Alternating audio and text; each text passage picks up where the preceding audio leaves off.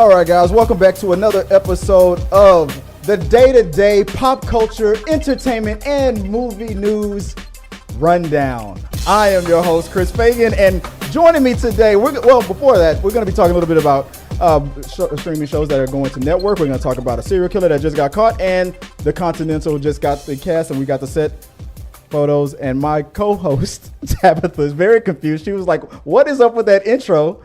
Tabs, how you doing? What's going on? I'm just here for the ride. That's what's going on. It's like Fetch. He wants it to happen. He wants it to happen. Stop trying to make Fetch happen. So that was the joke that before we started the show. Let me get my church reverend towel on. So I talked about this yesterday on the run. I said that I made that poll where I said, should I change the name? And I text Tabs. She was like, no. And I said, well, the reason why I wanted to change the name was because the Rundown is so generic. There's about 30,000 shows on network TV called The Rundown. There's about 1 billion podcasts called The Rundown. And there's a bunch of YouTube channels called The Rundown. But if you make specific changes, like I said, whether the entertainment news rundown or this and that and the other, and I said, why don't I take this name, that name? I put a bunch of polls and people voted, and they unanimously, the majority voted to keep the show the same. So I decided to veto that. And I decided to put all the options and combine it together. I did change the name, but it's a full name situation. Like I said, my name is Christopher Wayne. You'll never know my other middle name. Only Joy knows that. Fagan. So, but you can call me Chris. So I decided to call the show exactly what it is. The day-to-day pop culture, entertainment, and movie news rundown. But it's just still the rundown. It's still the rundown. Everything on paper, it's still the rundown. Like nothing has changed. It's like people giving their kids like 3 middle names because nobody can make a decision. That's all it is. Exactly. Yeah. So on paper, the search engine and all that stuff, it'll still say the rundown. But on display, I might put all that blah, blah, blah, blah, blah, blah, blah, blah, the rundown on there. Just for my own. He really just likes to hear the sound of his own voice. So anytime he can make the sentence longer so that he can hear himself, that's really what it's amounting to. It was suggested on the other day when we did a show that he should just rename it the Christopher Fagan Show. Right? He loves the sound of his voice and the look of his face. But I hate that name. I don't want the show to be called the Christopher Fagan because I have an issue with my last name. It's technically that's what the channel is, the Christopher Fagan Show. But I'm already being accused of jocking John Campea. So, he calls his stuff the John Campea Show. Like, you're definitely trying to be the Wish version of John Campea. The Wish version? I still love that. It cracks me up every time. First of all, as someone who has shopped at Wish. Now there's Temu. I know. I got the app, too. Yeah. Every time I hear Temu, I hear Temu. Fagan's Follies is what Kat said. I don't like that. Okay, so let's move on. We got a tight 60. Oh, we bumped it. Yeah. I decided to be realistic, So as I'm enjoying playing with my new deck, I like to push my deck. It's a nice black one too. Yeah, big black deck. That's exactly what it is. The Stream Deck, algorithm DECK. Okay, don't ban me. No, okay, TikTok. I said deck. DECK. I did see a TikTok about that the other day. Yeah. Because it was like an Australian guy, and he has a thick accent. When they say deck. Standing on his deck. And he's like, look at my big deck. My friend Jason Rodriguez. It's wide. He's talking about it. Oh, my God. You know what you just reminded me of? Back when I was a leasing consultant at the apartment complex, I was sitting at my desk, and I saw the assistant manager. He was chatting with a couple of prospective tenants, and all I could see was his name was Edgar. All I could see Edgar doing was he was just sitting there going like, and I was like, what the hell is he doing? So I waited for him to be done. He finished the tour, and they left. And I said, Edgar, what was that about when you were sitting there? And Edgar's a gay guy, and he's the assistant manager. Our coworker, his name was Lupe. Lupe was the assistant manager. Edgar was our in charge of rent control and all that stuff. And Lupe and Edgar always were messing with each other, teasing each other and joking on each other. I said, Lupe, when you were doing all this, what was that about? And he, without thinking, he goes, oh, I was describing Edgar's ass. See, you missed a solid opportunity, man. You should have walked up and me. Can you please stop telling everybody about the size of my penis? You missed a solid opportunity, man. Solid. I messed up. But it was a funny moment. Anywho. For me, It's time to start the day-to-day pop culture, entertainment, and movie news rundown. So, guys, before I'm just enjoying it, guys. You know it is, guys.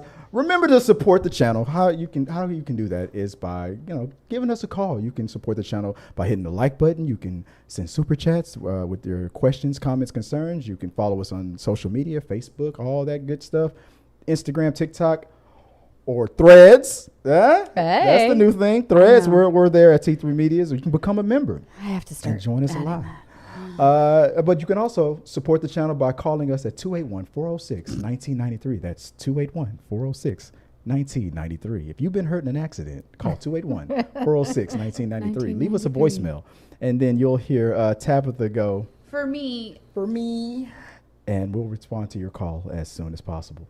Also, if you want to support the channel, you can do that by going to our podcast. If you can't watch us live, you can watch the podcast or listen to the podcast. That's on Spotify, that's Amazon, Google, whatever your favorite podcast of choice if you can't catch us live. But if you're joining us live, I appreciate you guys. We're going to be chatting with you guys live at the end of the show, so look out for that. Now, let's get into it.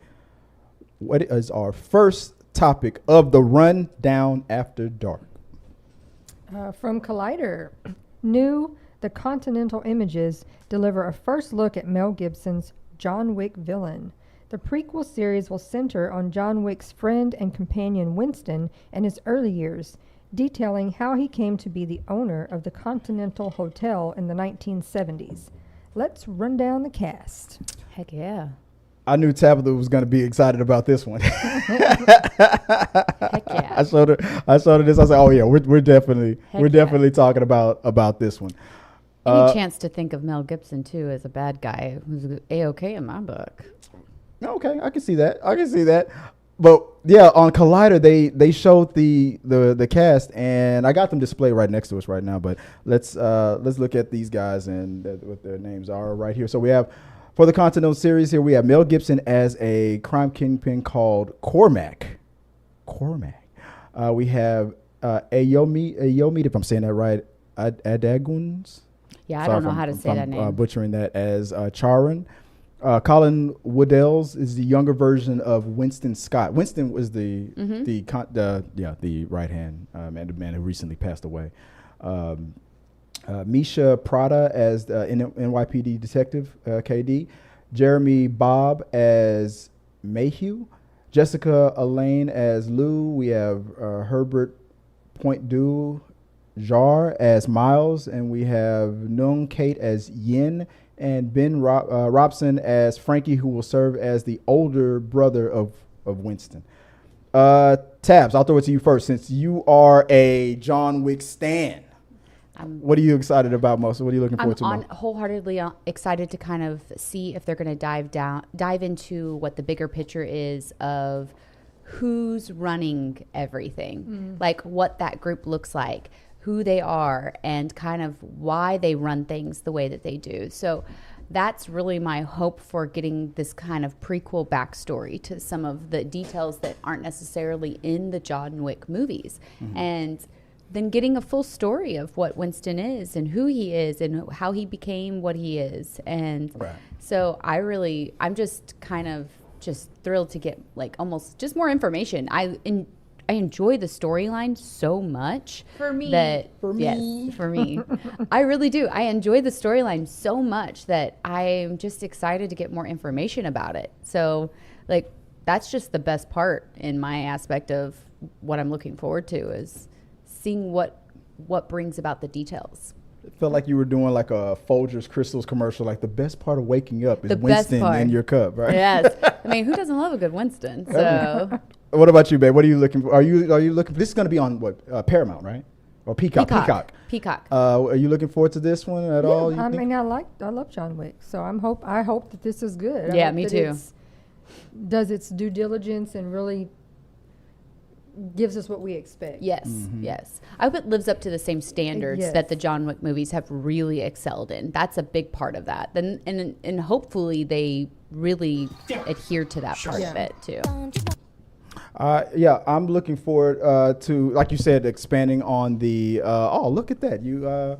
She's right on time with. I totally forgot about. I was already there, man. I knew you were going to forget. I forgot about Joy making fun of me. I put Tabatha in charge of the display right here, and she's like, bloop, own it. That's probably the only thing that's going to be displayed is John Wick. Every other topic is just going to be Continental. Screw the other topics. This is prettier. Yeah, she's going to just keep it on that. But yeah, I'm looking forward to, like I said, when I didn't know Mel Gibson was going to be this, and based on what we saw on the Expendables, he plays a good bad guy. And I guess since you said Mel Gibson isn't one of your favorite guys in the world, so him playing a bad guy, you know Works what? For me. If he's gonna be in it, let him be a villain. Means he's probably gonna. But what if it's a situation? Well, because this is a series, so what if this is a situation where he's going to be the villain like throughout the series? Like he's not gonna die like right away. Okay. I can see him being. I can harbor hate. You can right, but that everybody build else on it.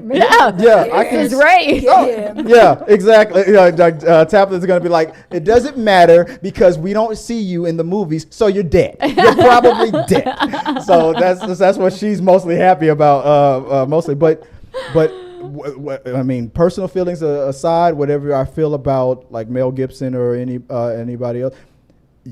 He is a good actor. Oh, he's a fantastic actor. You can't deny that. Yeah, you can't deny that. And when he plays a villain, he crushes it. So I'm looking forward to that. So I can't wait. This only hypes me up more. Did it say, or did I write down when? I think it said something like August. I think it's supposed to be coming out. Right? It doesn't say. I forgot. I know it's written somewhere, but I forgot to. August of. When? This year. It's coming out this year. I know it's coming out this year. I mean, that's like in 4 weeks. Yeah, all right. So I'm looking forward to it. I can't wait to check it out. So let us know what you guys think. Are you interested in checking out the Continental, the new John Wick spinoff? I believe there's another spinoff. Was it ballet? The ballet one. Yeah. But did they say that was going to be a movie or? I think it's a series too. That's a series as well. I thought that one was supposed to be a movie. I thought that was supposed to be a movie, but it's probably. I mean, either or. I mean, hey, I'll take it. It says it's going to air its first episode September the 22nd. September. Okay, I was wrong. Okay, I thought they started them after school started, which is typically end of August, and so a lot of the shows and stuff for series, they tend to start either like right after that or in September, from what I've recognized. But of course, I don't know off the top of my head. So. Okay. Well, I mean, it's not that far away. I mean, right after August comes September. So there we go. So, guys, let us know what you guys think. Are you guys looking forward to the Continental? Are you hyped about the cast? Are you just whelmed? I'm looking forward to it. Does this do you have Peacock? I do, but I have to figure out how to get it on my main TV. What? I have a smart TV that I don't know how to get. You have a smart TV that's dumb? Yeah, I do. I think it's too old of a smart TV, like because it's a huge. I invested when it was this massive TV, smart TV. You got one of those first generation smart TVs? Not first. I'm like in the third generation, but it's like I can't get a new app on there. And I'm like, it doesn't have Peacock because I don't think Peacock was around. No. And so, that makes sense. And so I don't know how to get that app on there. Yes. Okay. That so makes sense. I'm a little stumped. Your TV's like you only get the OG. Yeah, I know, right? Yeah. So nothing else. We had a Roku that you had for years. You had it before I met you.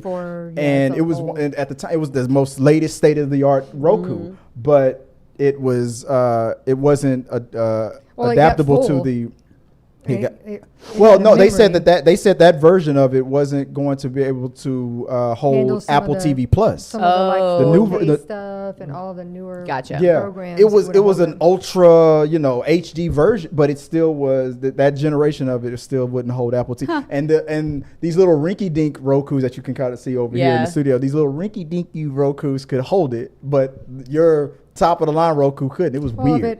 It was from 2014. Yeah, I totally get it. Third generation. Now there are some things about it that we do miss.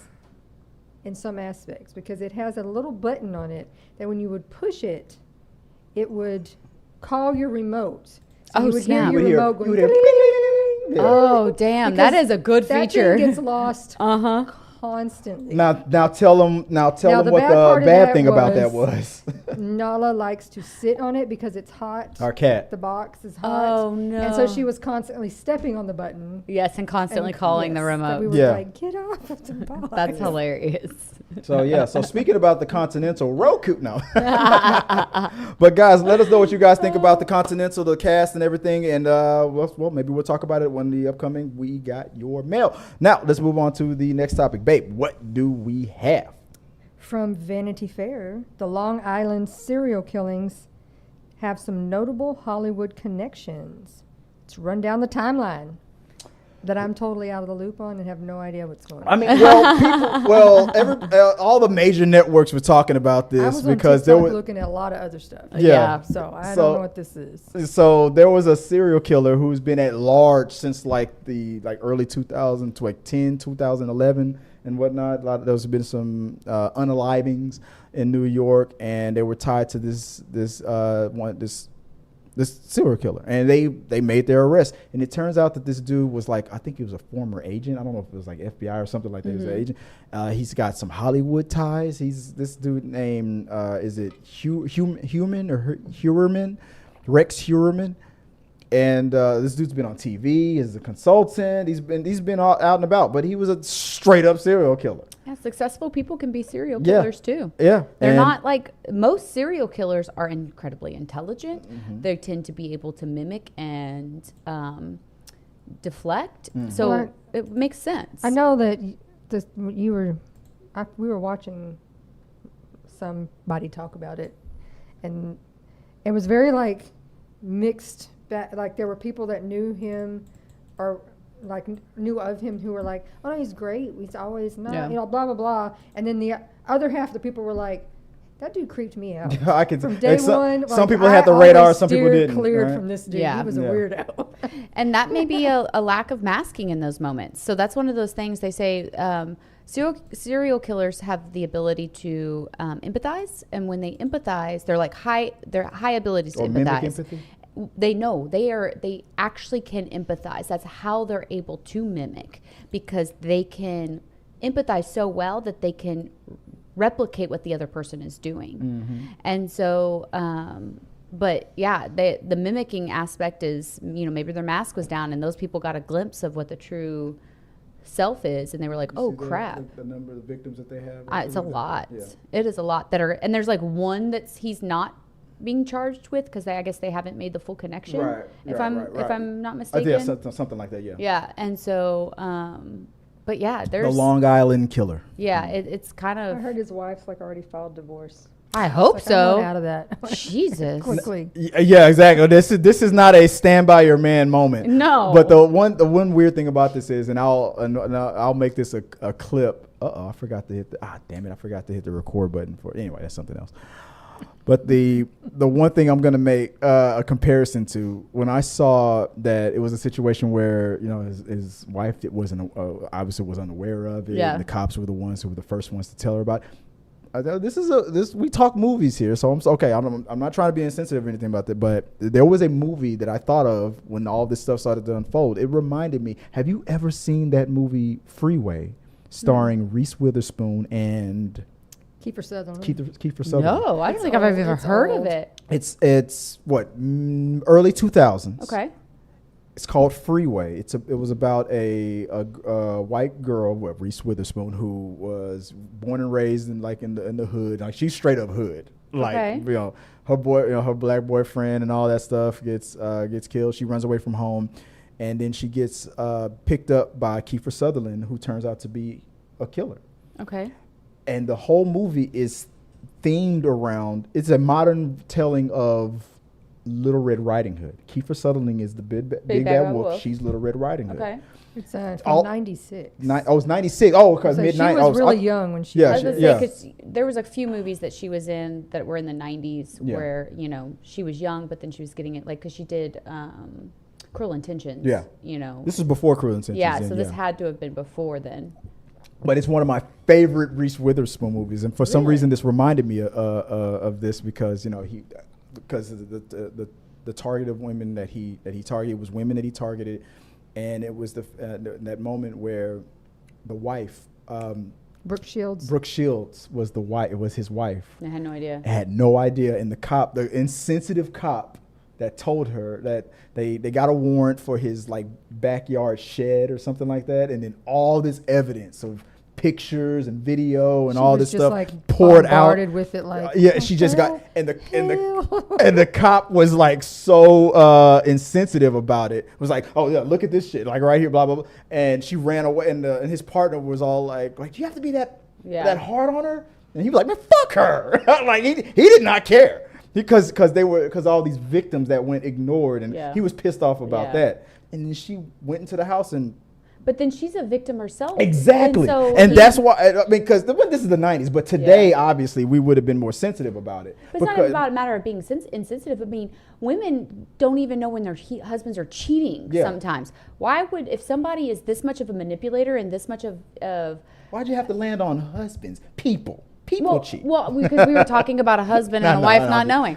But like, if cheating can go undetected, why in the world would somebody think that this could go undetected if they are skilled in the ways of creating this? I mean, hell, we made a show about it that was freaking amazing called Dexter. How many of his girlfriends and wives did not know? He was able to mimic, like I said, empathy and all that stuff, and hide in plain sight. Yeah, was supposed to do and hide in plain sight. Hell, he worked for the police department. They didn't know it was him. Yeah. So we saying all those. So police why would the wife know? Yeah, exactly. You're right. Well, Reese Witherspoon beat the crap out of him. Oh yeah. It was so. Hell yeah. It followed that big bad wolf, that Little Red Riding Hood story. I mean, all the way to the grandma part. Oh, I mean, it even went there. I'm gonna go watch this. I'm telling you, watch this. Please watch this movie. I love Reese Witherspoon, so that's an easy one for me. But there was another movie. I guess was in a lot of like risque movies as a young actress because, I keep doing that. I should not have to call her an actress. She's an actor. But woke. I know, right?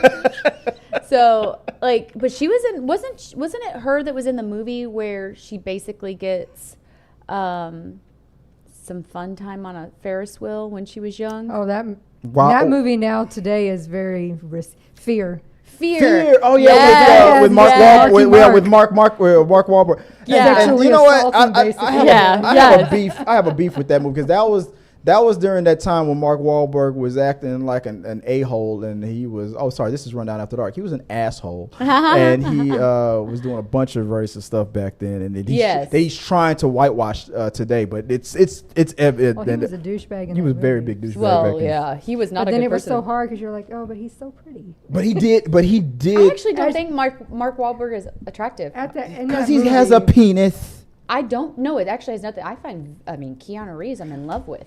So that doesn't count. Keanu Reeves is every man's boy crush. That's like The Rock and Ryan Reynolds. I was like Ryan Reynolds I find incredibly attractive. There's Ethan Hawke I find incredibly attractive. You know what? That's interesting. Every male that she will admit that she's attracted to as a lesbian is also equally what men will do that. Yeah, with their boy crushes. So you're just a dude. Well, he was my type at the time. Yeah. But that movie definitely, the title and his acting. Yeah. Fear. That was before she went black and didn't go back. Oh. Here we go. Oh my God. Yeah, you like that? God, he put in the eyebrows. Like, but real quick before we move on from this, but this guy he was just caught. They did a sting operation, and it's pretty evident. At this point he's not convicted yet, so we got to still say allegedly. But it's pretty evident that they got their guy, but he's pled not guilty. But there's which is I think interesting. Him pleading not guilty. So that's the way you got to do it. But it makes me wonder if there's so much evidence and there's so many serial killers who, when they get to this point where they have so many tied to them, they just confess. Yeah. They take the credit. He's pleading not guilty, so it makes me wonder how he's going to proceed You think he's one of those guys that's like, I got so many evidence of unsolved crimes that you're gonna give me a better deal? Yeah, like, something like that. Yeah, like I think I'm curious how he's gonna do this. He's gonna play it? Like play his especially card. since he apparently has a background. Like he has in- connections too. So yeah, it really does kind of make you wonder where that's gonna go. Yeah. So yeah, we have a what was it? We have a rundown of the timeline of kind of what he went through. Baby, can you mind reading those off real quick? The Suffolk County Police on Long Island have made an arrest in the Gilgo Beach serial killings case that has fascinated true crime enthusiasts for over a decade. The suspect, 59-year-old architect Rex Heuermann, has been charged with 6 counts of murder for the slayings of Melissa Barthelme, Megan Waterman, and Amber Costello, and prime suspect in the 2007 disappearance and death of Maureen Brainerd Barnes, but he's not been charged in that case. Heuermann has pleaded not guilty to all charges.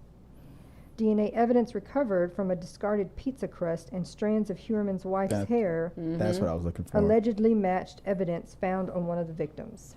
The victims, most of them sex workers, were found along a highway near Heuermann's home between 2010 and 2011. Yeah.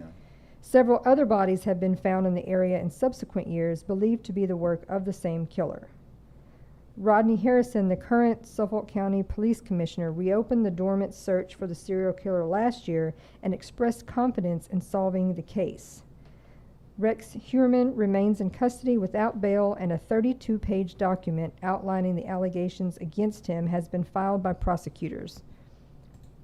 Lost Girls? Is that part of this? That's the name of the documentary. the doc, yeah. Lost Girls is available for streaming on Netflix. Actor Billy Baldwin revealed on social media that he went to high school with the suspect. Baldwin clarified that his mention of DNA test kit 23andMe was in reference to forensic DNA testing, which can be used to link suspects to crimes. That was one of the interesting things about the situation that Alec Baldwin had Hollywood ties and things like that. So it's like, I mean, I guess the information might have leaked or come out anyway. But I mean, why even mention it? I wouldn't even have mentioned it. I think maybe mentioning it in the sense of maybe he's trying to make sure that everybody knows he has ties so that he's held accountable. And I mean, he just went to high school with the I was dude. gonna say- yeah, but if you went to high school with him and then maybe he's saying, hey, he might have other connections. Yeah. Like, that would be my positive way of looking at it. Yeah. You know, trying to hope for the best. Does anybody else get freaked out? Like, in this picture, he looks like he's smirking.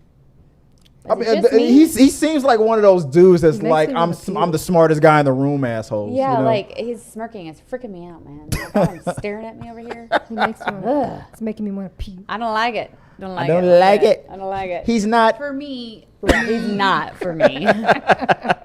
He's not. Oh yeah. So that story got real interesting and weird. Let us know what you guys think about it in the comments below. Maybe we'll talk about it later on We Got Your Mail. Let's move on to the next topic of the day. Since the return of Carlee Russel after her disappearance, many people online have been supportive and grateful that she was found alive after her disappearance, where others were skeptical and lashed out online to share conspiracies. Her defenders asked for calm, and her detractors continued to pick apart. I have so much. Yeah. This one we're gonna talk. We're not. I mean, I know we debated. Joey was like, I don't really know if we should talk about this. But I heard you and I thought about it too. I was like, you know what? I went to other topics, but then when I look, it's like the number 2, 3, or number 3 thing that's everybody's talking about on Google and everything. It's a topic that's happening. We don't have to spend too much time on it, but I'm not going to gloss over it.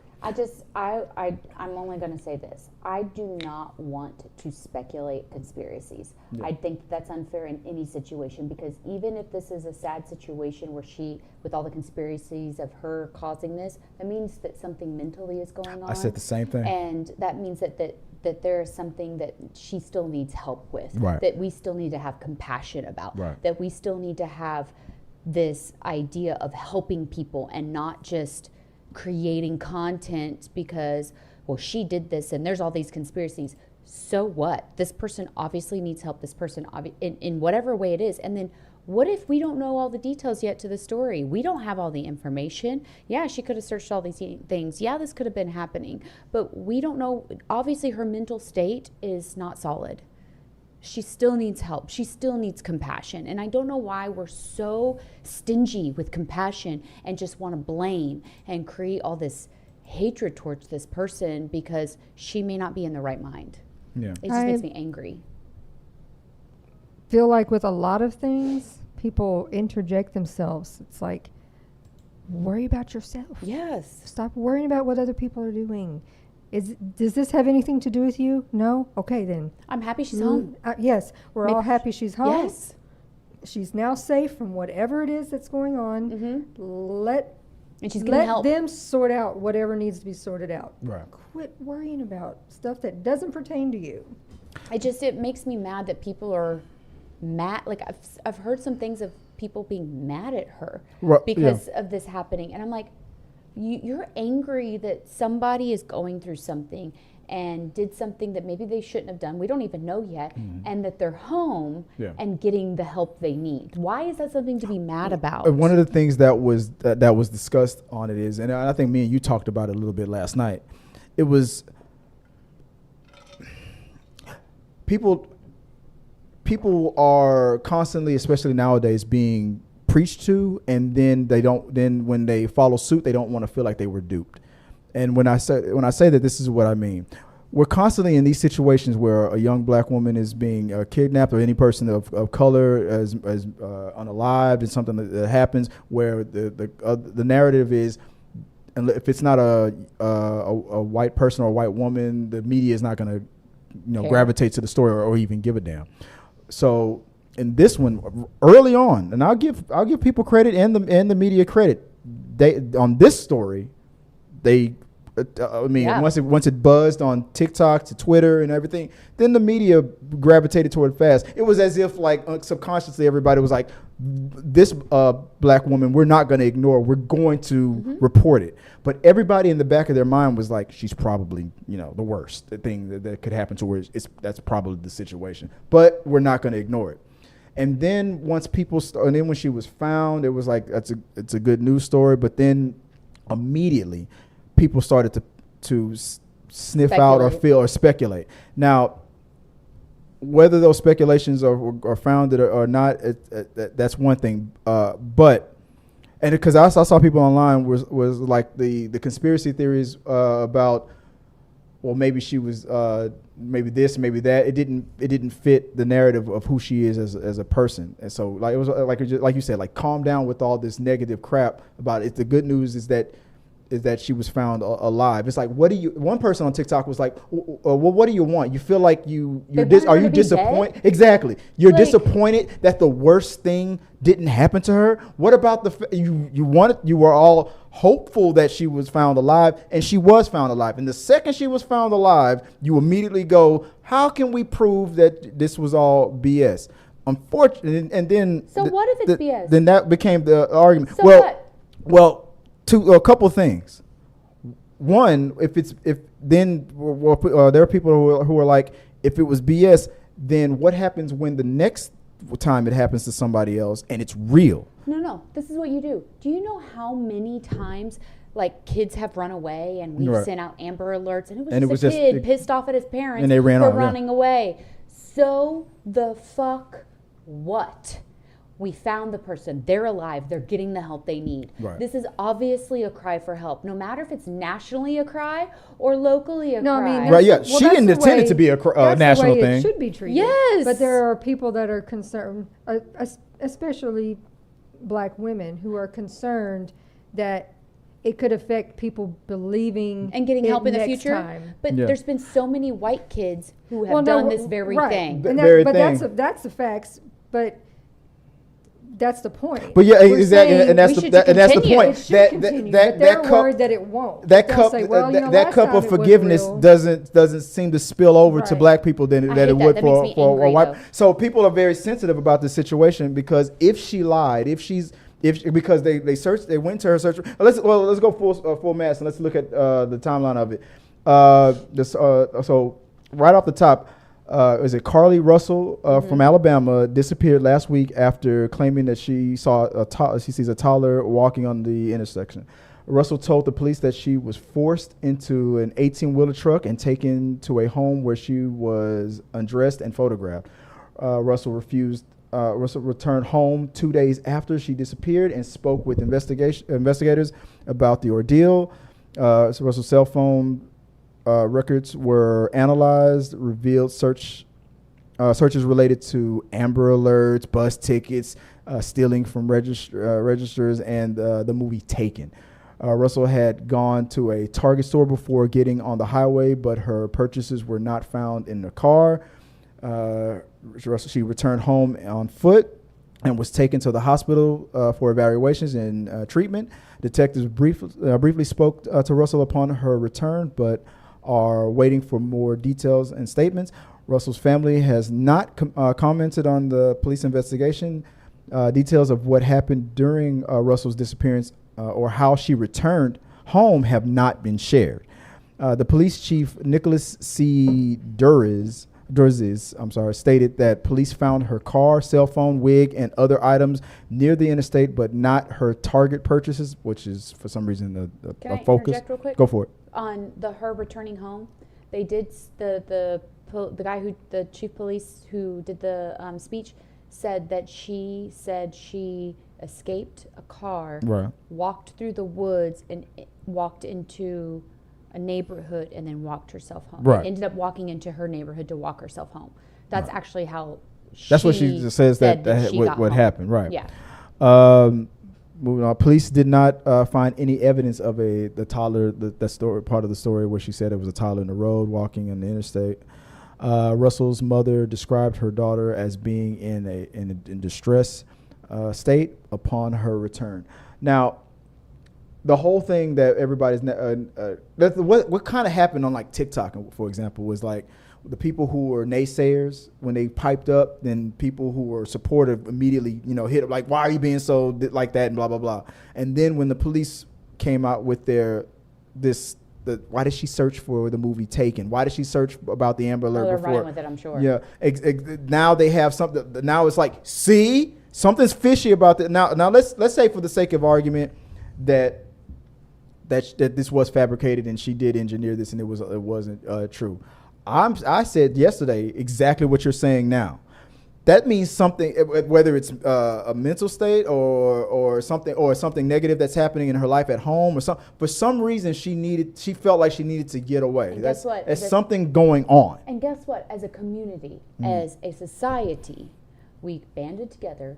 This person got to come home. And she got found. And she got found and she came back alive. Right. That is a success. Right. That is a success. But the problem is people aren't going to focus on that. People are going to feel like, oh, you bashed me for not caring about women of color. I finally cared about a woman of color, and then this woman of color probably, so now they feel like they don't feel like they have to do it again. Nobody is getting duped. That's the thing. But they're going to say it. No, nobody got duped. Somebody was in trouble. Right. The trouble may not have been what you thought, but there's still trouble. Because people are bloodthirsty. They're upset that she wasn't found in a box somewhere. That's an unfortunate truth. Honestly, it's an unfortunate truth. And what we get to do as people in this podcast, as people who are not extremists, we get to go, there was still trouble. We still found a solution to trouble, and we got to come together as a society and show what we can do successfully for someone who ultimately hasn't been getting the success and support before. And guess what it did? It did good. This person is home alive. No matter the reasons of what all this happened for, she obviously needed help. She's getting the help that she deserves to get, because every person deserves help. And we contributed to that. We shared the things we needed to share. We talked about the situation. And instead of focusing on the fact of how she may have done your mental state wrong because you had to put in work for somebody who you felt lied, people who need help still lie. People who need help still do things that maybe don't make sense to you. Right. That's why they're making these extravagant cries for help. Yeah. This could have been the only way she felt like she could have gotten help. It may not have been the accurate way or the nice way or the appropriate way, but people who need help don't do things like that. Right. So It's still a success. She came home alive. She's in the hospital. She's getting the help she needs. Her family is there to support her. And I feel like we just need to consider this as a success. We banded together, we spread the word, and this person now is where she needs to be. Yeah. We could easily move on and go, okay, all's well that ends well. She was found alive. That was the outcome you claimed you wanted. Yep. You want the fact that she was found now it's like all the bloodthirsty a-holes out there is like, no, because what is I'm always accused of bringing up John Campy. What does John Campy always say? When your speculation become expectation, that's when we have a problem. You wanted to find that, you expected her to be not found alive. That's what most of y'all, the naysayers, wanted. And when it wasn't that situation, then you was like, no, foul. Dude, you weren't robbed of anything. Nope. I mean, I honestly feel like let's say anybody who would go to this, let's say 100% that this was all orchestrated and fabricated and she did this, then that means something's going on. It's because people are stingy with their compassion. Their compassion was the only thing that was taken from them. Yeah. That's it. Compassion was the That's a good way to put only it. thing taken from you. And because you are so stingy with your compassion, it's like you feel like you have a finite amount, which you don't. Everyone has an infinite amount of compassion. It's not finite. So give compassion, give grace, and move on. Yeah. I was trying to find the right way People to. don't know how to move on. I know. Yeah. It's very frustrating. What was that? What'd you say, I babe? said people don't know how to move on. Yeah. And I was trying to find a right way to put that. You coined it perfectly. You have people that feel like they have a finite amount of empathy, compassion, and understanding. Yep. And they were like, well, no, you tried to make me feel guilty for giving a damn about a black woman. I gave a damn about this one. And that was it. Yeah, but that's the situation in America. So Chris Rock said it on not this last one, but the previous, or maybe it was an interview. He said black people in America to achieve certain things have to be, no matter what the field is, for people to give a damn, they have to be the best in that. Like he said, on my street, I live next to like LeBron James or whatever. And Jay-Z lives on the same street that he says that he lives on. And there's a dentist. And they're exactly. You know the skit? He said, yeah. He says, they got the number one basketball player, the number one black rapper, the number one comedian. But the white guy that lives right next door to him is just a fucking dentist. That's it. All that guy has to be is a dentist. Nobody gives a shit about him, but but he gets to still live in the most luxurious street in the world. But black people have to be the greatest to live on that street. You know, when people talk about just in general things, they're like, I do 1,000 things right every day. Right. The only thing anybody cares about is the one wrong thing that I did. Nobody ever goes, well, yeah, but you did all these other right things. So, yeah, I know. It's just, we just ignore all those things and only go, yeah, but you really messed up over here. It's society's gaslighting. Yeah. It's really what it is. Society's gaslighting. Literally, we can't allow people to just be people, to be human. And we have to, as a society, narcissistically make it about what we're not getting from a person who was not completely successful. Right. I hate it. I hate it so much. Well, all right. Well, let us know your thoughts on that. I kind of messed up the screen for a second because I was getting your comments up. Let me see if I fixed it or not.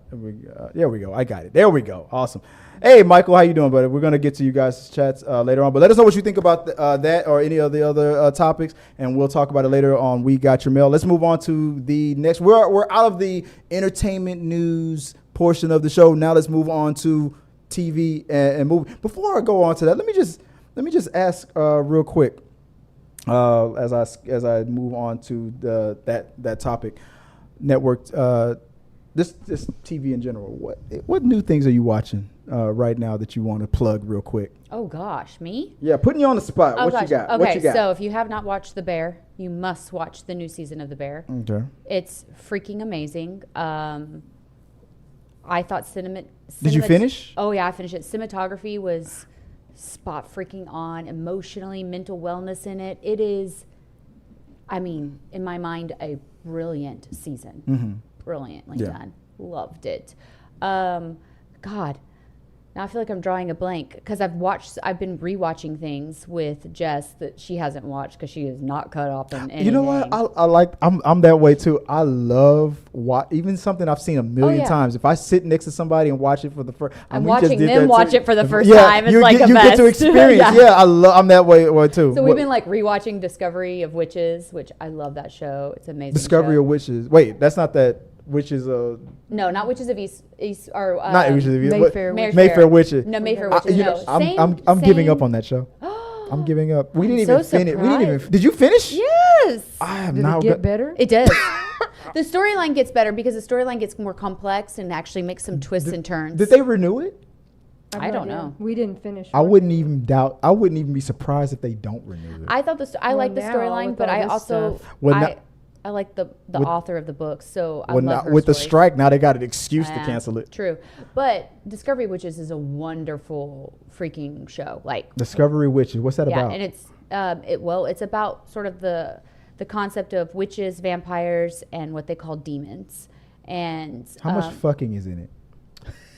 There's some, but not a lot. It's not a lot, but there's some. It has Jess's girlfriend, as we call it, one of her celebrity crushes, and I can't. Keanu Reeves. No, it's a female, but she's in love with her, and I can't think of her freaking name right now. I'm like drawing a blank, but she's been in a lot of things, and do you remember the movie Warm Bodies? Yes. She's the female lead in Warm Bodies. You have to look that up for me. I don't remember her name, but she always gets like misnamed as another actress. Oh, okay. You know what I mean? But I can't think of her name right now. But yeah, Jess is legit in love with her. So we've been watching Discovery of Witches, and she's been enthralled with that Discovery Witches? Discovery of Witches. Discovery of Witches. Discovery of Witches. It's really good. The storyline's really, they interact how witches, vampires, and demons. Oh, Jess is on here. Teresa Palmer is her name. Okay. And they kind of it's how the world has functioned with vampires, witches, and demons, and humans, and kind of how humans have they all used to know about each other, and then kind of how they've had to go into hiding because of how the humans are and destructive and all that good stuff. But then it's just a really cool storyline on how that all blends and what that is, and I really enjoy that. What about you, babe? What show are we watching? We've been watching Ted Lasso. I have not seen that yet. It's really good. It's really good. Is it? It's so good. Everything that people say about it, how positive it is and whatnot, I was like, it's 100% true. It's great. We need to our one of our shows came back last week, and we haven't. Oh, the vampire one. What We Do in the Shadows. Oh, I love it. I haven't watched that in so long, y'all, and I need to get back into that. Somebody said that what season is this? Season 4, right? I think so. And somebody said that season 3 felt like it was a dip, but they also said that season 4 they're back. Okay. They're back to the level that season 1 and season 2. I know we have our Only Murders in the Building is coming out in a few weeks. Yeah. Oh, and we also have our other show coming back next week, Minx. Mm-hmm. Oh, I haven't watched that. Yeah, that moved to Stars. Stars. Yeah, it was on HBO. I remember it was on HBO, got canceled, and then somebody we were like, wow, it was really funny. Yeah. And it was good. But it got changed. Stars bought it from them. Okay. Yeah.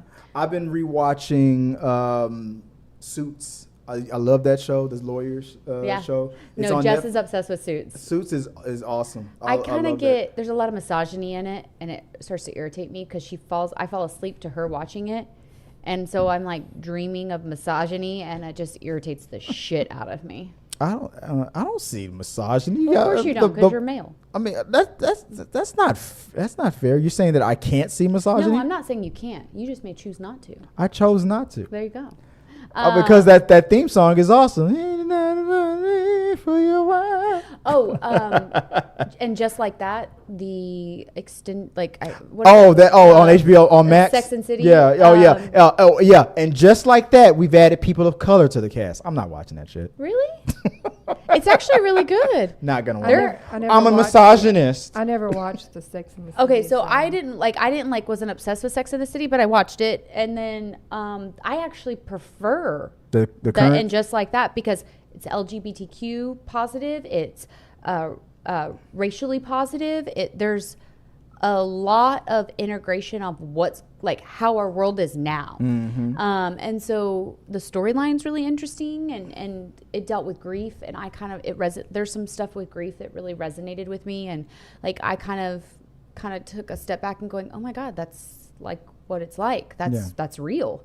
And it was interesting just in this concept of like her second year in grief, and they made the comment that the second year is harder than the first year, and people don't talk about that. And for me, it hit because for me, when you're in grief, like your life does continue it has to continue. And then when you get really happy and yet you're still in grief, it's compounded with guilt. Yeah. You have a massive amount of guilt with it, and this weird like, I don't feel like I should be this happy. I'm supposed to be grieving, or am I supposed to be happy and not? It's this weird combination. Yeah. But they touch on that, and I really liked the way that they did it. Yeah. And so there's a lot of things. I really thought that so far, because it's not all out, you know, it's continuously coming out. I really thought that they've done a really good job of their storylines and where they're taking their storylines and how it's relevant to today. And it just resonated with me on that topic. So well, I know it has a. You need to watch Shrinking. Shrinking, I've been wanting to watch because that one's all good things. Grief. Oh yes, stuff. I mean, that's a good show. His wife passed away, and that's where it starts. Yeah, it's been. They say how long it's been, but yeah, he can't seem to get back on the path. It's an interesting. It's such an interesting thing, the whole concept of, you know, moving forward with your life and still being in grief. And I will say The Bear touched on that. And, you know, the whole concept of The Bear is because his brother dies. And so this season really focused on, you know, mental wellness and the mentality of the people that are in this, you know, situation. And there's a lot of like interesting concepts that they hit really well with, you know, mental wellness in The Bear, and I just really loved it. Oh yeah, and it deals with some mental illness, bipolar. They show in The Bear. Oh my God, there's a Christmas scene in The Bear. In which season? The new season. Okay, yeah, I'm only like on gut. Season 1, episode 3 or something like that. It hurt my gut because I was like, I've experienced similarities to this, and when you're with someone who has a mental illness and you're doing your life and you're trying to do normalcies, and then they just displayed how you go through it and how sometimes you have to sit in it and accept it for what it is. And these people, you know, were accepting behavior they didn't deserve, but they were recognizing it as something that this person couldn't help necessarily. Yeah. And so there was just a lot of things. The Bear is just, when I tell you that The Bears this season, I think it might be my favorite. Oh, a lot of people have been saying that. It's really my favorite, I think. The cast that I've heard that they brought in for season 2, I can't wait to catch up to it. So I don't know if I mean we've been watching a whole bunch of things now, so I don't know. I really want you to see it because I want you to see what I'm talking about. I feel like we could have really good conversations about the cinematography. I think you're going to enjoy, and it's down to how they've got the actor. They're panning into his face, and he's not what I would call conventionally attractive, but I find him incredibly sexy and attractive. But the way he can give these emotions, talking about lip from Shameless. The way he can just expose all these emotions, and it's like his face barely moves. But he emotes very well. But you feel it as you're watching it, and it gave me, like, I got goosebumps just from the way that they shot this and the way that it was portrayed, and I genuinely loved it, and I mean that. I mean, you know what he reminds me of? What's his name from the new Star Wars movies? He was in Girls. We talked about him last week, I believe. Kylo Ren, the guy. Yeah, I'm trying to think of his name. He's the same way. Adam Driver. He reminds me of Adam Driver. But I feel like if Adam Driver, because I feel like maybe there's like a void, like a space that only one person can fill at a time. And if Adam Driver didn't transcend from television, where he was on HBO's Girls, to making it into movies, I believe that he might actor might have hit that. But Adam Driver just luckily got it. I feel like that he is the way that he did Shameless, I was in love with him as Lip, and Lip was a hot fucking mess, and I'm in love with him as this character in Bear, and he really does have this way of portraying his characters in this genuine, complex way, and his acting just. Yeah, I 100% believe he probably would be Kylo Ren if it wasn't for Adam Driver. But I love Adam Driver too, because Adam Driver has that same quality. Maybe they should do a movie together. I know. Can you imagine? I might explode. I don't know if I can handle that. We're patiently waiting for Evil. Yeah, that's the movie. That's the show you're waiting to come out. But it's still it's done. Yeah, we're just waiting for it to be released. And that's what we're about to get. Normally, it's like right now, and they're just silent about. Yeah. So that leads us into our current topic with television, babe. What do we have? What did I write down right there, real fast? From IGN.com, Miss Marvel, the Disney Plus series, is coming to ABC in August. The broadcast premiere of Paramount Network's Yellowstone, TV's #1 series, is going to be on CBS. Also on the UK version of Ghost is going to be paired with the American version of Ghost. That's also going to be on CBS. Okay. With the writers and actor strikes going on, studios are scrambling to provide more content to viewers to weather the storm. Yeah, I messed that up. I should have put that first on before you listed out the Yellowstone. They're going to start with season 1, which we've seen all of this, but a lot of people, it originally didn't air on primetime network. Yeah. So basically, to fill up content and to get now that the writer strike is starting, actor strike is starting to affect things, to get more content out for network TV, they're going to start pulling things from streaming and putting on network. Which you said, I believe you said that happened before during the pandemic, right? Here's a good question about that. Then. COVID did it before, There's a question about that because streaming's a big issue with the strike and how they're getting paid. But since it's going to primetime TV, does that mean they get paid? I said the same thing. So they're gonna, technically yes. Okay. So that would mean that the shows that they do pull from streaming and they put on network, because there's going to be commercials and stuff. So technically, those actors will have to get compensated for the commercial money that's going to come in when it's on network TV. Why don't they? Oh, this is so stupid. But that's like 1, 2, or 3, a couple series here and there versus the hundreds and thousands of the ones that are on streaming. A lot of people I've seen in comments are like, how exactly are they going to put Yellowstone on primetime network? Because with a lot of editing. Because that show is cuss word heavy and adult themed heavy. I've seen a cussing heavy show that was put on network TV, and they literally they didn't bleep. You didn't hear that boop. They literally just. Maybe the network will get loosen the belt straps and just start allowing. Oh, Yellowstone is heavy. But what people don't realize is that because either you just hire a master editor to file it down so it can be fit for network TV.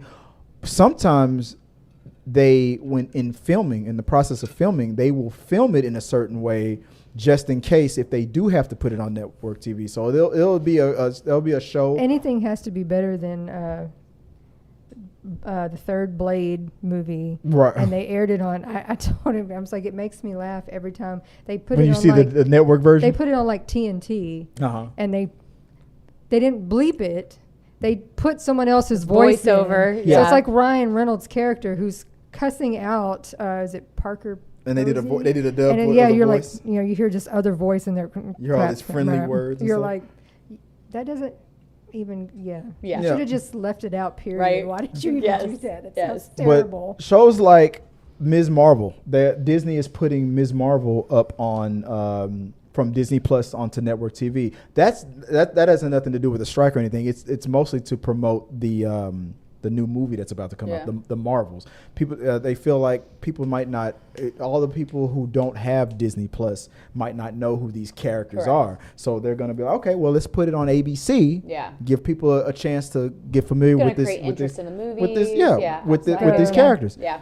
I felt like they should have did well. They should have did it with Miss Marvel, and they should also do it with WandaVision because the other character that's on the Marvels So like is on WandaVision. The American version of Ghosts, of course, will be reruns because it's from here and we've all seen it. You know about Ghosts, right? We talked about that. The TV show where the girl who she inherited a house and she can see the ghosts that are in the house. All of this sounds very familiar. Yeah. Well, of course. It's based on a British TV show called Ghosts. Of the same name. Yeah. And because we're never of course, original. most Americans have never seen the British version. We have, but most of them haven't. So they're going to air the British version to follow the American. And that's the problem. They're gonna put it on network TV, and that's fine. But they're gonna put it on right after the latest or the newest episode of the American version. I think they're burning the candle on both ends. I think they should, while the American version is on hiatus or between seasons, they should play the episodes. Now, these episodes from the UK version are years old, but you know, because Americans haven't seen it, it's going to be new to us. I feel like they should play it during the American version's downtime between seasons, but they're going to play them back to back. Okay, but let me ask this: like, there's an American office and there's a British office, right? Perfect example. So, a lot of people who have seen the British office don't necessarily like the American office. I feel like that's going to happen too. So is that going to happen with this? Me and Jordan, we like both versions. Okay. And they made it different enough where the plots of certain episodes on the UK version and the plots of the American version are totally different. There are a few episodes where it's like that's exactly what happened in the because British the only version. thing that I've actually watched that I can associate it with is like Top Gear and then American Top Gear. American Top Gear sucked balls. What the hell is Top Gear? Oh my God. It's a British. It's a car show. Yeah. Oh my God, it's like the best car show I thought you ever. said Top Gun. I'm like, no, who the fuck is watching Top that? Gear. First of all, the best freaking car show ever. Ever. Okay? Pimp My Ride. Oh my God. That's the best show. We've enjoyed both very much. I love, I've been watching Top Gear UK for literally since its conception, forever. Been obsessed with it. Love it. Had a dream of being on the show. So that will never happen. Huh? You don't like the American version? I don't like I did not like the original American version. Now, I love me some Dax Shepard, so I will watch their version of it. Yeah. But the first few seasons where Dax was not on it, then I don't like the American version. But because that camaraderie, wow, I can't say that word. Say it again. Camaraderie. Yeah. Man, I could not get that out today. Everybody on the live stream only heard the first part. I know. Yeah. So that was so intense and so perfect that it made it very difficult for me to like the American show. It just didn't have the same vibe. For me. So that would be the only way I could, if that's going to happen, why would they even bring in the UK What was the opposite situation for The Office? I mean, the American version overtook. Yeah, people love the American version, but a lot of Americans never saw the UK version. Right. So that's where kind of the American version of The Office took off. Then came the rivalry between Parks and Rec and The Office, because you had that sort of... I think the characters on this one are different enough that it's not like watching an episode and then seeing the exact same episode and going, wow, they did it better over here. Yeah. They're different enough. Different characters. Like for example, one of the ghosts in the UK version is a caveman. Who died obviously thousands of years, millions of years ago, and he's been a caveman. Yeah. And the equivalent of that in the American version is the Native American. The Native American. Oh, okay. And the Viking. And there goes my other point. A lot of the ghosts from the UK version are they would be associated with their history. Yeah, associated with their history for being in Europe. But the equivalent for America, I mean, it's like an amalgam. There's one character, like you said, there's the caveman ghost in UK version. But in America, there's both the Native American and the Viking. I think they both are the equivalent of the caveman. And then there's two characters that are exactly the same. There's a Wall Street type dude in the UK version who died not wearing pants, so his ghost form doesn't have Not pants. pants. And the American version, same thing. Wall Street dude, no pants. Wait, is this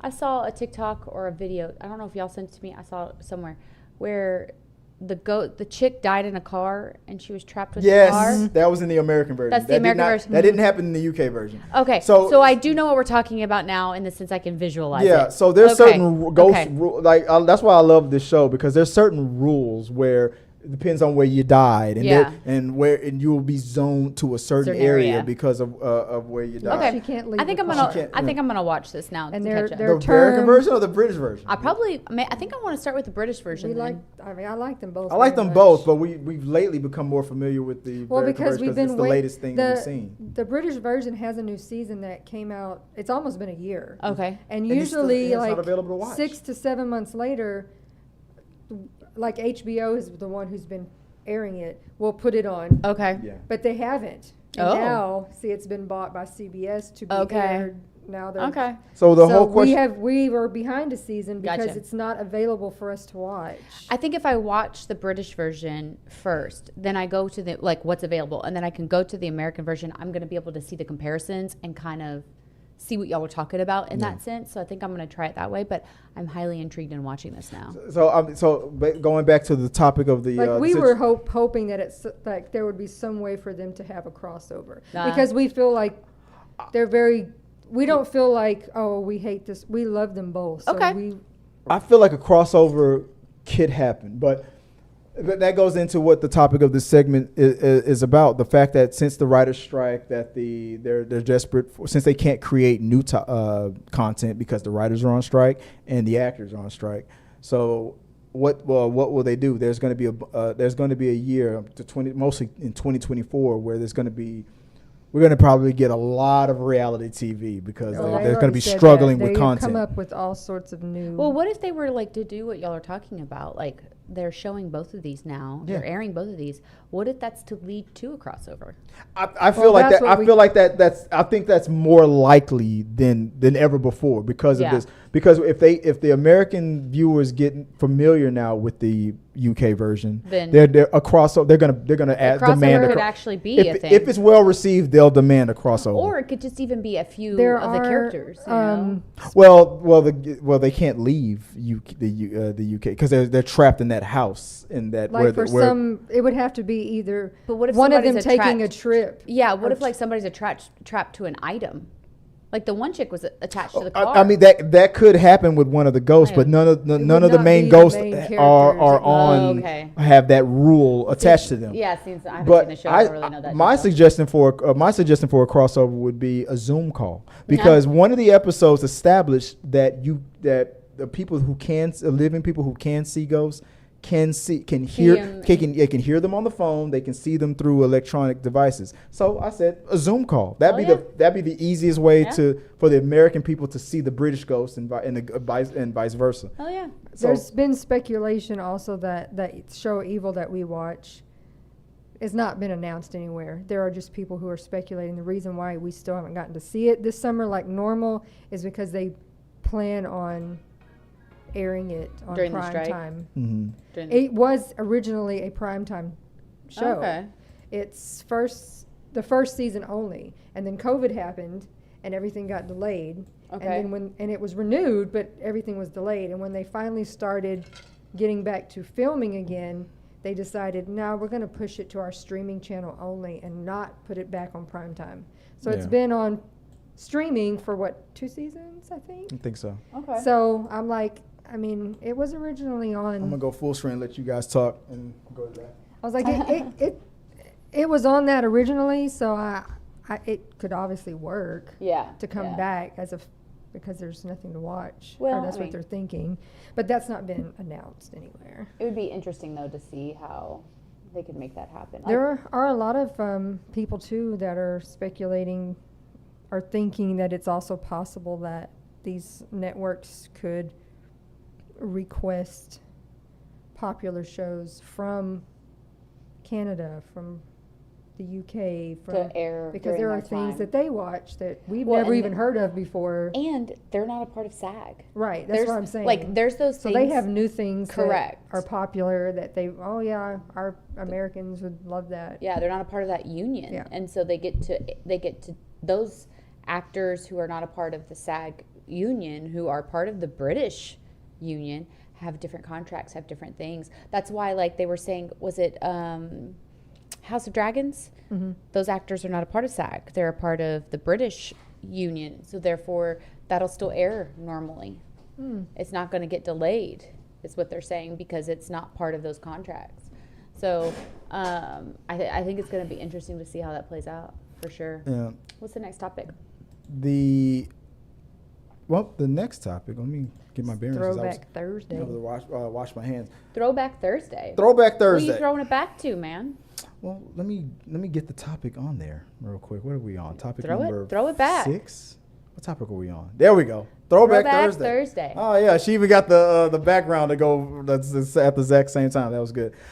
All right, this is the part of the show where we talk about movies and shows that have hit the 10-year and the 20-year mark. And today we have There's some good ones today. let's see if I can go full screen here right quick. We have turning 10 years old today will be The Conjuring, the first Conjuring movie. Also Red Part 2. I like Red 2. Turning 20 years old, Tomb Raider. Hell and yeah. What's the Cradle of Life and Never Bad saw it. Boys. That's a 2. lesbian love. Let's go. Which ones stand out to you first, Tabs? Well, I mean, the obvious Laura Croft. Not The Conjuring? No, Not the Tomb Raider. Not the clapping. Who doesn't want to see Angelina Jolie in that fit? Kicking ass, man. I mean, Right. that's a lesbian love right there. I didn't see that. That's the one that's turning 20 years old. What Yeah. about 20 years old, yeah. What was the other one turning 20? Bad Boys. Bad Boys 2. Did you ever see What Bad you Boys? gonna Yes. Yeah. Who hasn't seen Bad Boys? That was the one with course. Gabrielle Union, as the sister. Oh yeah, Bad Boys for life. What about you, babe? What was the one that stands out to you the most? Bad Boys, because I didn't see Tomb Raider, You didn't watch that? and I didn't. You got to get in frame, baby. I did not see. I don't even know what Red 2 is, so I What? certainly didn't see that. It's a Bruce Willis movie. Bruce Willis. I didn't What's her name? Oh God, I forgot her name. The older lady. She's right there next to next to John Malkovich. Right there in that. I can't see what you're can't- right there. You're right there. In the screen Dude, right there. there's literally things blocking the image for I me. didn't watch a lot of movies in that time. During that time, Yeah. mid 2000s. One that stands out For me, for me, yeah, would be Bad Boys 2. Obviously, you can't Gabrielle go wrong with Union. Bad Boys 2. I saw Red 2. It wasn't the best. I liked it. It was all right. It's I like like part 1 better than part 2. Oh, I loved Red. Yeah. Conjuring was awesome Blah. because it freaked me because that was when A24 was really starting off. I think it's the same company that made Saw and whatnot. It was another franchise that was a horror success. A24, they was it A24? Or am I thinking about something else? Another company. Anyway, whatever the production company. Horror movies have had a comeback, and they've come back to a prestige, a gravitas. I'm over it. I wish they would stop making them. I'm so sick and tired of Just every because you fucking can't movie. handle it doesn't Every mean that they're movie. not good movies. I'm not. I don't enjoy them, so they're not good for me. For me. For me.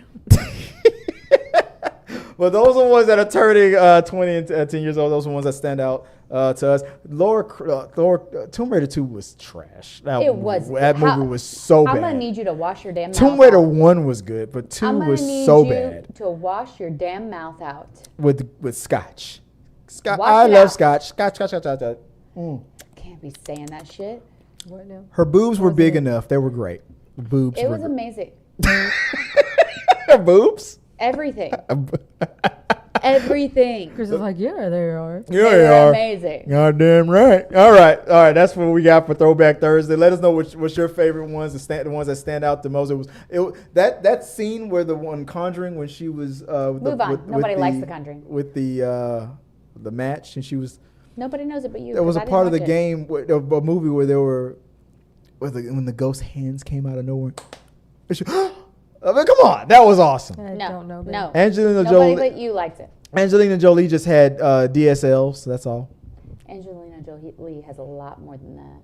Yeah, you're dead. Yeah, she does. A lot more. But all right, let's go. Let's move on. What's the next topic? What we got, babe? Next topic. Best and worst movies of 2023. Let's do it. So far. Yeah. The best and worst movies of 2023. What do we got? Okay, so we all see that we have the list of our best and worst movies, and even if there's something on that list that you've seen that isn't on that list, and you guys in the chat, you guys list what's your favorite or your worst movies of 2023 so far. Let us know. So Easy. from the list, well, let's start with you, Tabatha. What do you see from the list? John Wick 4. Okay, well, let's can we do a top 3 at least? What do you got? What have you seen this year? Even if it's on the list or if it's not, what is your? Oh God, I don't even remember all the movies I've seen. I know John Wick is already number John one Wick for is you. like top. Right. Top. You haven't seen any of those other movies? Well, yeah. I mean, I've seen Puss in Boots. I've seen Super Mario. I've seen The Little Mermaid, which I freaking love. I've seen Cocaine Bear. The rest. We have movies like we have Super Mario, Spider. Okay, that's probably easier for me. Cocaine Bear was really funny. I liked it. I would say my top 3 would be Spider-Verse. Guardians of the Galaxy 3, and Guardians of the Galaxy 3, yes. yeah, would probably that third spot with what I had most fun with would maybe Scream 6. Probably Scream 6. That's my top 3. How do you not have John Wick in there? My top 5 is John Wick, Spider-Man Into the Spider-Verse, Guardians of the Galaxy, Scream 6, and I need a 5th one. Maybe, probably Mission Impossible 7. Maybe. I was going to say Mission Impossible for me, honestly, I was highly impressed. Yeah. Highly impressed with that movie. Yeah. So I would wholeheartedly put that in my top. It'd be John Wick, Guardians of the Galaxy, and Mission Impossible 3. 3. Because it was fun. We had a lot of fun with that. What about you, babe? From the movie that you remember seeing? It has to be 5 because I can't do 3. What do you got? Guardians of the Galaxy. Mm-hmm. John Wick. Okay. Scream. There you go. I liked The Flash. I'm sorry. I would watch it again. Yeah. Oh, yeah. Oh, Joy loved The Flash. And Joyride. Yeah. I thought it was hilarious. I didn't see it yet. Yeah. Up there. I guess number 6 for me would be Mario. I liked Mario too. I liked it and everything. I actually out loud laughed in the theater watching it. What about worst? What was the worst movie? Let's pick one. What was your worst movie so far this first half of this year? I didn't watch the things that I thought would be the worst. So you went. I didn't watch it. Yeah. Honestly, the worst that I thought would be Fast. Then you didn't watch it. And I didn't watch it. Yeah, you didn't watch it. What about you, babe? You said whatever. Stuff that I like. Cocaine Bear. You saw that. I didn't care. I mean, there was funny stuff in it. But in comparison to what you loved, would Cocaine Bear be the one you say didn't hit that well? I wouldn't watch it again. Yeah.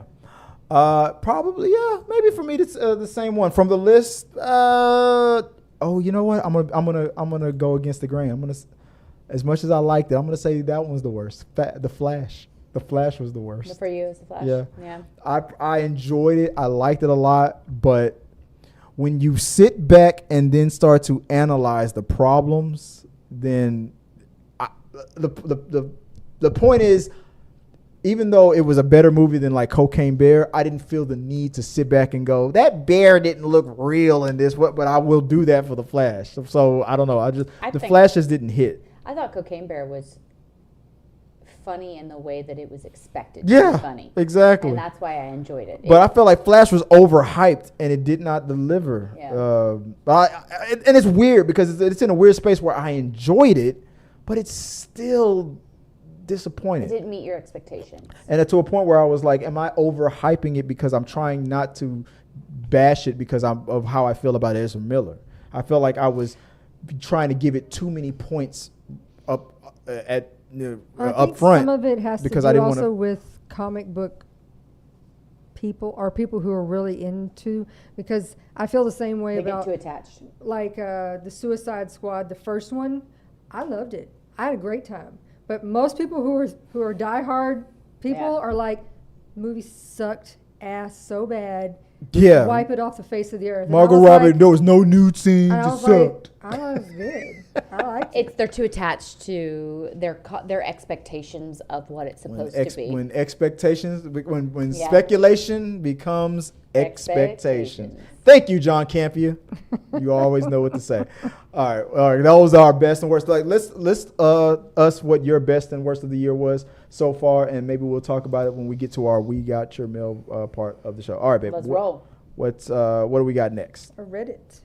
We got a real quick Reddit read. That's Let's That's do where this. we're at. all right, babe. Okay, so we have a revenge story from Reddit, and we're gonna read it right now, babe. What you got? Well, you got to move that. Yeah, move your screen. I can't. Come You're covering it all right, up. My There you bad. go. My bad. Stay in school. What you got? Hi, all. This is my first time posting here and second post ever. Well, first tell us the title of it. Landlord gets lazy. He doesn't deserve to be one. All right, most of them. Yeah. And second post ever, so please go easy on me. So I wanted to share this since it's so evil. It's good stuff, and I never once felt guilty about it, and I'm not an evil person. Hope you guys agree and don't judge me too harshly. So to start off, I only got to this point because the guy is taking advantage of me and my girlfriend, and I can't do anything about it. He's a snake and a greedy asshole. For starters, everyone in my 10-unit building smokes weed, fights, and some stay up till 4 a.m. partying on the weekdays. Okay. All reported with nothing done. Brags to me when he doesn't renew their lease and acts like he did us a favor. It irritates me. The last straw was when he saw we got a new car for our move next year out of state for my girlfriend's college finally after saving up, and decided it meant we had more money we could pay for rent. 28 days before the lease was up and too short notice to deal with, I signed reluctantly. Then he walks out of our place telling my girlfriend and I our place smells like shit.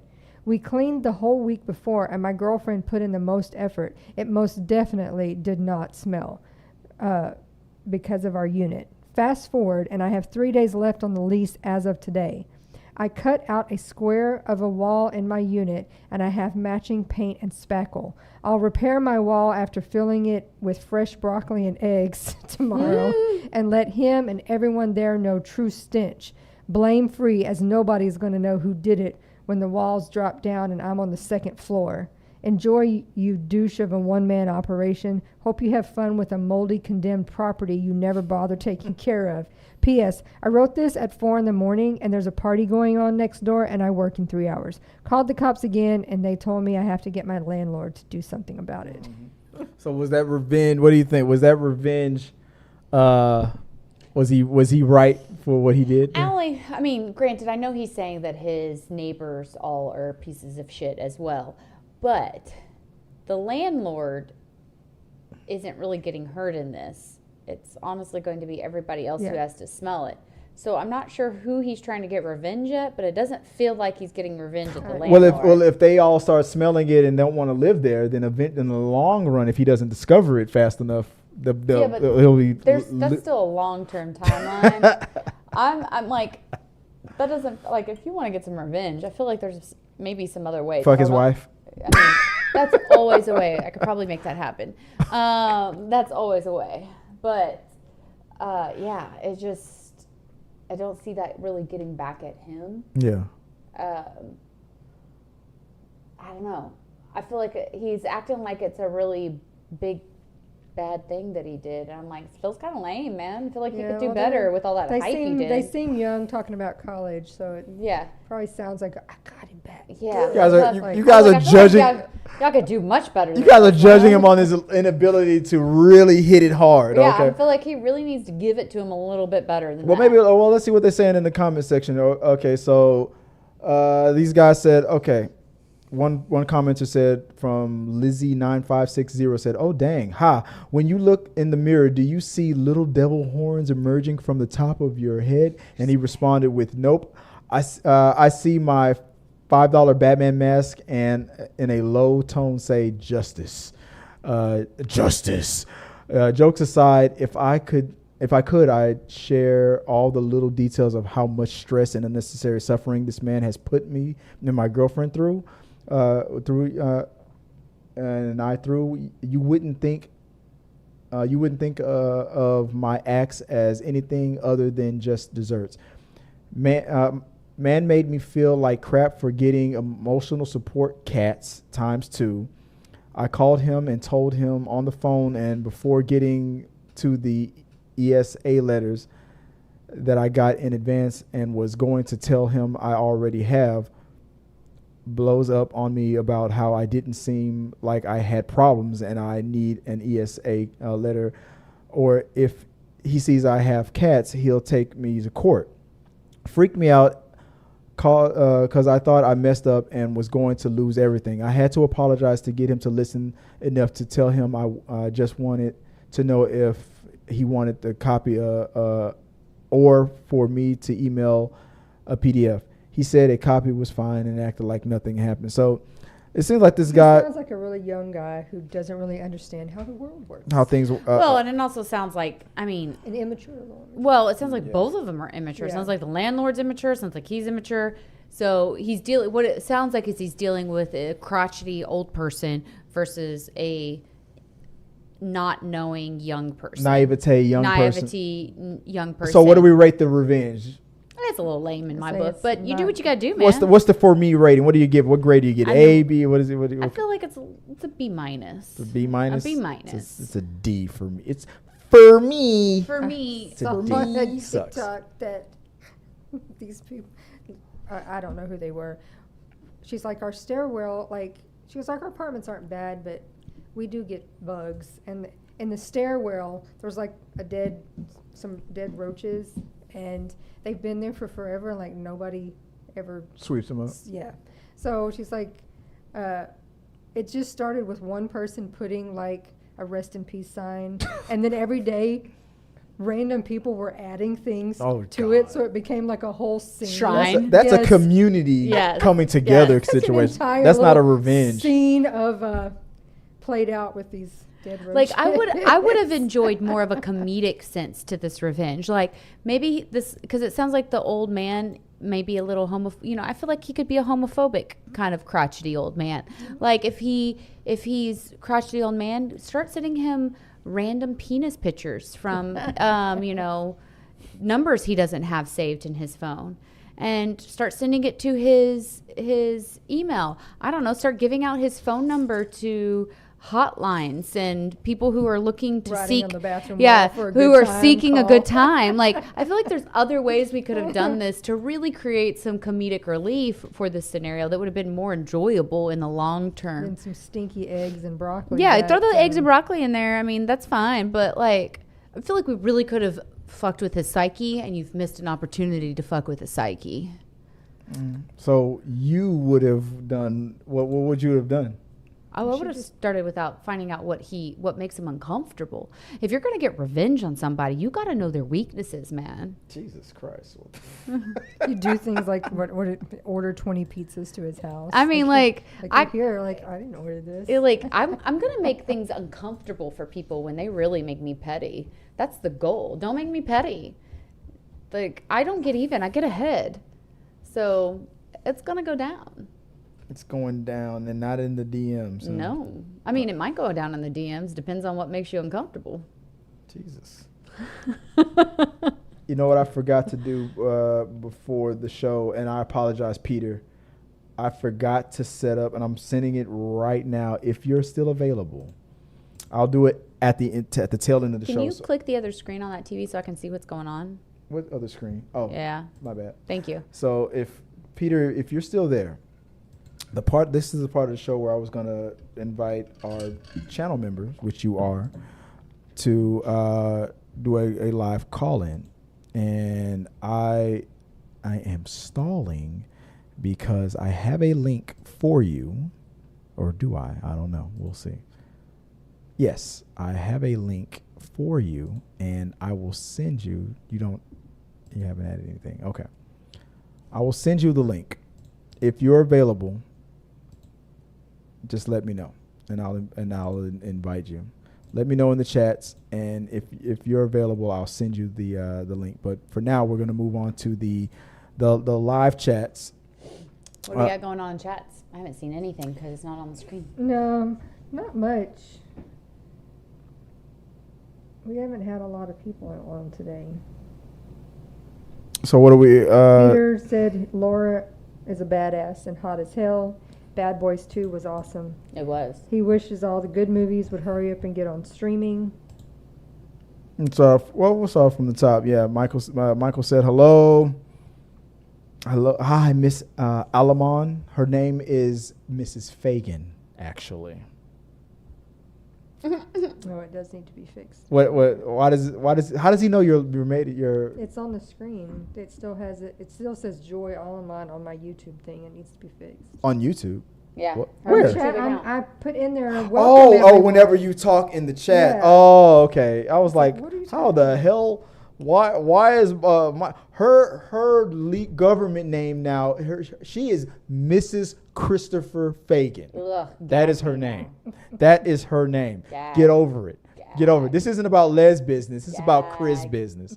Okay. Gag. Her government name by law as His ego DeSantis we trust, as needed to Trump be we trust. Her name is any bigger. Mrs. Christopher Wayne. Only she knows the I'm gonna next start name. referring to him as Mr. Joy. That's what's going down. All right, Mr. Joy. Okay. The United States of America recognizes her. There was a woman who got in trouble for like voting twice because she would put her name down as Mrs. and then her husband's full name because legally by the law, like that is technically who she is. And she was an old school woman, and she went by that. And she was like, they're like, no, you voted for your husband during this. She's like, no, I didn't. I clearly put Mrs. John Smith or whatever his name was. Yeah. But they were trying to get her in trouble. It's like, no. I went old school with it, and I think eventually she got out of trouble. But because he had passed away for a long time. Oh, yeah, okay. he passed away a long time ago and She stuff was like. I still go. I that go name. by Widow, and that's Mr. what I John use. Smith. Yeah. It was a thing, but and whatnot, and hey, you're supposed to support her choices. Okay. What if So her support choice? her choice. What if her choice is to be Joy and your choice is to be Mr. Joy? No, she is Mrs. Christopher Fagan. I'm pretty sure she's Mrs. Joy Fagan, but I'm pretty sure you're a guest in my house. And that's shit. okay. I can go if you'd like me to. Because me and Mrs. Christopher Fagan, that's what I moan whenever we're getting intimate. I said, I'm ooh, sure you Mrs. do. Christopher Fagan. I'm sure you do moan your own name. I'm sure you do. Yeah. Oh, yeah, Yeah. Chris. Yeah, Yeah. Chris. I'm sure yeah. that is exactly- Me. Yeah, I know that's what's happening. I know it. Give it to me, baby. God. Give it to me, Mrs. Christopher. You know, he would be that guy who would put mirrors in the room and then just stare at himself the entire time as Yeah. he's doing this. Yeah. Oh, like then Christian he Bale does his from eye- American Psycho. Yeah, and then he does his eyebrows. He's Yeah. like, yeah, that's right. What did Christian Bale do? Look at the camera. Oh, that scene is awesome. I love American Psycho. Yeah, that's that's me. Yeah, that's me. What we got from Michael says, hi, Miss Alabama, Mr. Christopher Fagan. What was it right here? Patrick said, I watched on replay John Wick TV show. We'll watch. Yeah. Let's see. Peter Lane says salutations, and Joy's responding. I don't know enough about that on the comments and Any conspiracy theories theories. is when we were talking about. What's your name? Yeah. Miss Russell. Remember, my thing is, can we sort this whole Correct. thing out and help the woman before we speculate? I mean, if the internet doesn't need to be Plenty of pissed, time later. there's plenty of time later. We don't Yeah. even need to speculate at all. What do you What do you think about that comment there? We just don't need to speculate at all. I think we just need to help somebody, have compassion, and move forward and be satisfied with the fact that we've helped somebody. No matter, you don't help people under your expectations. You help them, and that's it. Yeah. However they need, however it comes. Let's see. Hey, Peter, I'm gonna. He says you need to let him know like ahead of time because he's had a little too much to, I think. Hello, too tipsy? That's Ah, Peter, you're a little too tipsy. Yeah, that's my fault. When I was prepping the show, I was telling myself over and over again, put the Zoom link in the members only thing and I felt again, and that's my bad. I apologize to you. I promised you that during the Rundown After Dark, he says he's available during the Rundown After Dark to join for the members chat portion of the show. So I blew that. That was my fault. He blows a lot of things. He agrees with Chris on Gargoyles here. What? I'm watching Gargoyles. Yo, how the hell is Disney rebooting everything but not that?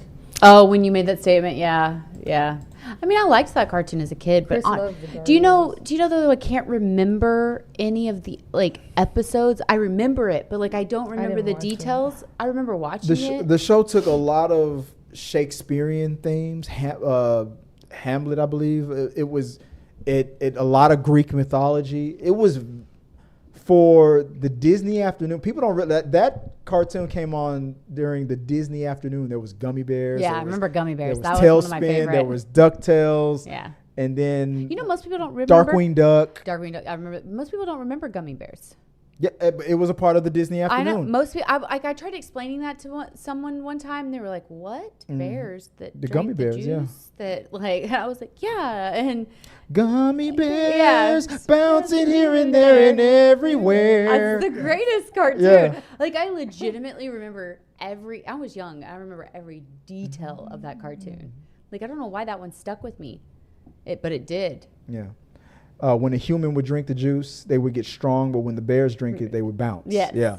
Yeah. And for the Disney afternoon, there was only 4 cartoons that they would play in the afternoon. And so when a new cartoon would enter the roster, the older one would get bumped off. So Gummy Bears was one of the first ones to get bumped off because and then it was like Gummy Bears, then DuckTales went for a while. then Tailspin, then whatever the 4th one was. And then when a new cartoon would come in, Gummy Bears would get bumped off, and it would start with DuckTales, then Tailspin. The DuckTales song is a jam. Well, that's DuckTales true. is still a bop, right? Nobody can mistake DuckTales, first Yeah. of all. And I think a lot of people actually watched DuckTales. Yeah, Like, there's that even- one lasted for a while. There's a so- reboot series. Yeah, I know. Yeah. Yeah. It's like DuckTales was through and through. But Peter's right.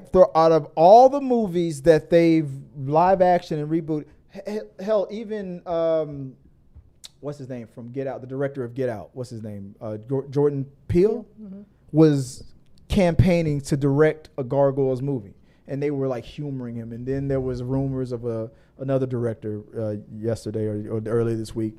And we thought that we were going to get a Gargoyle, but You know which one I they don't know didn't why do? they Like wouldn't when do they it. were, you remember when they were doing all the movies and stuff too? Like, what is it with the rock star chicks? They redid that movie with Jim and the Hologram? Yes, Jim and the Holograms. They didn't do like Thundercats. Thundercats. I feel like Thundercats would have been a good one. They made a new series, No, but a I'm cartoon like, series, movie, but live like, action. Like doing a movie of Thundercats, I It's think would have gonna- been cool. You know who in the mid 2000s that they wanted to play Lion-O? Brad Pitt. No. Oh. They used a lot of footage from him from Troy. And Oh, yeah, painted yeah. him up as Lion-O. Okay. It was I mean, I can crazy. get behind it. Vin Diesel as Panthro. Some Yeah, shit I like just that. feel like that could be like a really cool one. What's that Resident Evil movie? What's her name? Lilu. What's her Oh, name? yeah, Her as Chitara. Okay. But see, this was the mid 2000, early Yeah, 2000s. Today, yeah. she's no, they all of them are aged out. Well, Yeah. her daughter looks just like her. She's not an actress, and her mom is barely an actress. First of all, anybody can She is become an an actress. actress. if she you're is an pretty. actress, but She's still a child. she acts. First of all, anybody can become an actress with training and as long as they look good How on many the screen. Oscars nominations has she had? Who? Lilu. Oh, Mila? None? Mila She Jovovich? acts. So she had one nomination or none? Never, none. I was I gonna mean, say she is an actress. That doesn't make her But having a nomination doesn't make you an actress or an actor. a sought after prestige. Were we talking about prestige, or my- were we talking about filling a role in Thundercats?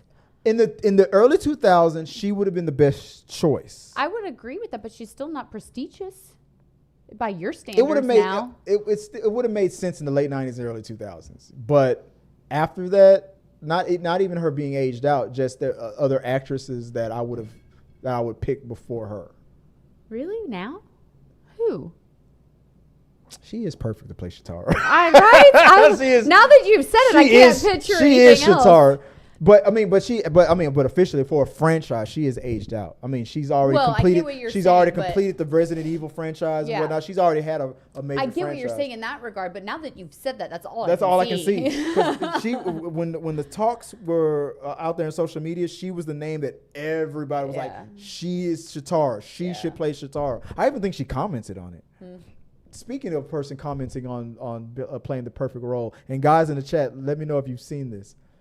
The Miz, there's a sequel to the Mortal Kombat movie, the Mortal Kombat movie that came out last year, 2 years ago. There's a sequel coming out, and one of the characters that's going to be added to Mortal Kombat 2 is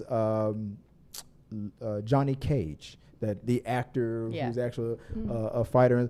The Miz was, when they announced that there was going to be a Mortal Kombat 2, fans of The Miz were like campaigning. You've got to cast The Miz from WWE as Johnny Cage. Technically, he is that character. He is the closest thing in real life to the equipment. He's an athlete. I know it's wrestling, but he is an athlete, and his whole reality TV background, it fits perfectly with Johnny Cage, and the way he acts in the WWE fits perfectly with Johnny Cage. But I don't know who this guy looks like. So I'm having a hard time picturing it, because Johnny Cage to me is such a specific character that he's actually based on Jean-Claude Van Damme. Well, I know who Johnny Cage is based off of. Dude, you're talking to the person who literally owned the original arcade. This is The Miz. Let me put it side by side. Johnny Cage. I mean, his whole. I mean, he was on The Real World. He was a reality TV person, and he became a wrestler. He's been wrestling since the early 2000s. He has a 20-year because I don't know his persona you said he's in WWE, right? So because I don't know his persona in the WWE, does he have redeemable qualities? Because in real life or his character? No, in the character that he plays. Because the thing about Johnny Cage is a egomaniacal person, but he has redeemable qualities that makes him lovable. The short answer, what I'm looking at, does not look redeemable or lovable. The short answer is yes. The Miz has been a heel, which is a bad guy, and a face, which is a good guy. He has the ability to easily transition from both. He has the crowd in the palm of his hands where he can.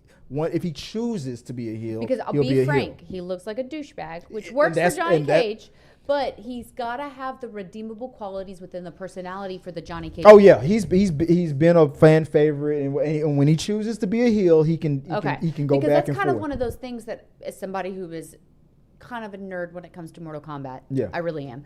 The Johnny Cage character, is a douchebag who can be is a douchebag that you can fall in love with. A douchebag with a heart of gold. Yes, a douchebag you can fall in love with. Yeah, that is in real life. That is his character. That is his character. He has been that. He has been a douchebag, and then he has been and that's why the WWE fans who know his WWE career campaigned so hard for because he's checked all those boxes. I just don't know his character through the WWE. Joy doesn't watch wrestling as much as I watch it, but there's a reality TV show that was Total Divas. There was a reality TV show about the ladies in WWE, and then there was a spinoff.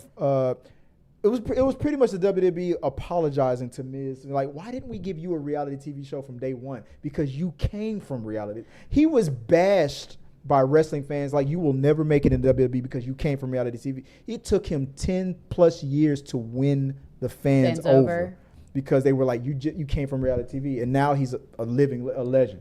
But and now, Joy has only been familiarized by the Miz from the reality TV show Miz and his wife Miz and Mrs. It's hilarious. Is it? And all the wrestling footage that she gets is from when they show clips from that. You're going to be proud of me. I think you're going to be proud of me because I'm not big WWE. But my friends came into town this past weekend, all from Dallas. The bubble, and they're a bunch of nerds. And one of my friends is obsessed with sumo wrestling. Got me hooked on like legit Japanese sumo wrestling that we watched on YouTube. That's like technically it's a pirated show, and this guy you kind of have to try to catch it. But I stayed up with these guys watching legit sumo wrestling, and now I know the rules and I know what's going on. I'm so into it, and it is so good, y'all. Like sumo wrestling is your jam now? Yeah, it is my jam now. I am so obsessed with sumo wrestling, Like, and I don't know what's going on. Like, but no, I so can see good. it. You never know what your jam is gonna be. Oh, I think I found the comment that you were talking about. You said from Peter Lang. It says, "I'm watching Gargoyles. Yo, how the hell is Disney not rebooting everything?" But yeah, if you've never, if I was to challenge you to do a first time watch, did you watch Gargoyles back in the day? Back in the day. Okay, you did. But watch I it. watched it. Like I was saying, like I remember watching it, but I can't remember. It's on Disney Plus. Like the show itself anymore. Like I don't remember episodes like I do my other cartoons, but I remember watching it. Yeah. Which is weird. But you can't remember the episode. But I It's can't been so many remember the years. episodes. It's been over 25 years. But So like yeah. I remember episodes of Gummy Bears. Which Which is weird. That show needs to be made into a live action. I don't know why the hell they keep denying us. Peter continues, I'm watching Gargoyles. Oh, that's the same one. He goes, I would say that the idea that I can't see misogyny due to being male is upsetting, but I won't for safety reasons. Yeah. Yeah, she keeps. First of all, she's the typical first les of all- business. no. She thinks men can't be sensitive. I am very sensitive. I disagree with that statement 100%. I actually corrected you and said I disagree with the comment of you not being able to see it. I absolutely think you can see it. I think that a lot of men choose not to see it because it then makes them look at themselves because in a way we're the that they're not product proud of how society raised us. No, it just makes We're them not laughed proud. at when we're sensitive. But to be fair, I am not laughing I'm at not saying any you. man when I'm they're not, sensitive. I'm not saying you, but I'm talking about how men are conditioned. Oh, I agree. The toxic. That's not okay. Toxic masculinity is a thing. But lately, it's starting to break down. Or Ted Lasso with her boyfriend, and that's what gets her off is him crying. Oh my God! Yes, there's an episode of Ted Lasso where her boy. That's brilliant. Where he kind of kept. Spoiler alert if you haven't seen it. He catches But her. then he catches her like her and flipping the he thinks bean. she's watching porn. I'm straight up thinking maybe she's watching the wrong thing. Maybe she's watching because there's like a love triangle situation, and I was afraid. I'm like, oh my We're God, like, please, oh my God, she's watching please her don't be ex. watching footage of your ex. Yeah. Or your current boyfriend and it's walks her in. watching him cry. She's watching her current His boyfriend speech that he gave when he retired, and he Yeah. cried. She's masturbating to him crying. She goes, because he doesn't do it. because he's She was emotional. like, you were so Yes. sensitive and vulnerable, and it turns me on. It turns me I on. fucking love that. Yeah, you was need like, to "What?" watch. If there's any character on Ted Lasso that I think you would love, is her name Keely? Keely. That character that did that I'm not thing. gonna lie, I can completely resonate with that because Yeah. one of the main reasons why I've literally just gone blank on his name. It's the guy I'm constantly seeing, Narco, Pedro Pascal. Pedro Yeah. Pascal, is that his ability to be sensitive. That's what I find attractive to him. It's the femininity within masculinity. Yeah. I am incredibly attracted to that. And the fact that he is comfortable within his femininity turns me the fuck on. Like, Yeah. I'm like, yes, let's do this. Yeah, I am so about that. Let me see if I So can- about it. I'm not comfortable with people crying in general, just Right across th- the board. right there. Yeah, Keely. That's Keely from Ted Lasso. Okay, I'm yeah. gonna have to watch this damn show now. Yeah. Yeah, This is so good. She cracks me up. Yeah, you And have her- you have Apple TV Plus, right? No. Her Yeah. and But her I'll boyfriend figure it is. out. Anybody got an iPhone? I'll figure it out. Wait, you have an iPhone. You But should you don't get it for free. No, Natalie got it because that was a thing with her contract. promo. Yeah, promotion? you don't get it for free, but I can figure it out. I'll figure out how to watch All it. right. But yeah, no, I'm definitely gonna have to watch this. But like, I get that for women though, because women crave seeing vulnerability within men because it's societally driven And he's out like of a them. big, gruff, Yeah. grumpy. What about you, babe? parents. You want to see me cry? Get. I don't. The crying part, I'm will not. that splash I- waterfall yeah, you? Yeah, the crying, but vulnerability is different. Genuine vulnerability is what the female is finding attractive. It's not the tears coming out of the men's eyes. It's the vulnerability of being comfortable enough within yourself to have this genuine emotion where emotion has been told that you can't have. Yeah. You don't get to have that. You were an emotional desert, and now it's just raining all over me. And I'm like That's And a she brilliant and thing she to was singing in the rain, huh, baby? I love it. Hey, It was a weird episode. I was so worried that it was something else. But associate it with the concept of women crying after sex or crying during sex. Oh, we don't like that. But no, but they're crying not because they're sad. They're crying because it's an overwhelming sense of emotion. You're having an emotional connection about something. We'll tell ourselves that that was because it was too big. Whatever. Oh I was like, yeah, I understand. Oh my God. But yeah, that's what I can totally understand that connection. Like, I get it. And I don't kink shame. You do you. So. Yeah. If Joy comes home and she sees me jerking it to like animals running for their lives from other predators. We're hitting some bestiality stuff, so we gotta stay away from that. Gazelles getting caught by hyenas really gets it hard. Again, bestiality situations, we gotta get out of the animal vibe. There's no effing in it, just total destruction. Now we're sexualizing violence, which hits the serial killer vibe. Woke. Gotta. You liberals don't know how to masturbate.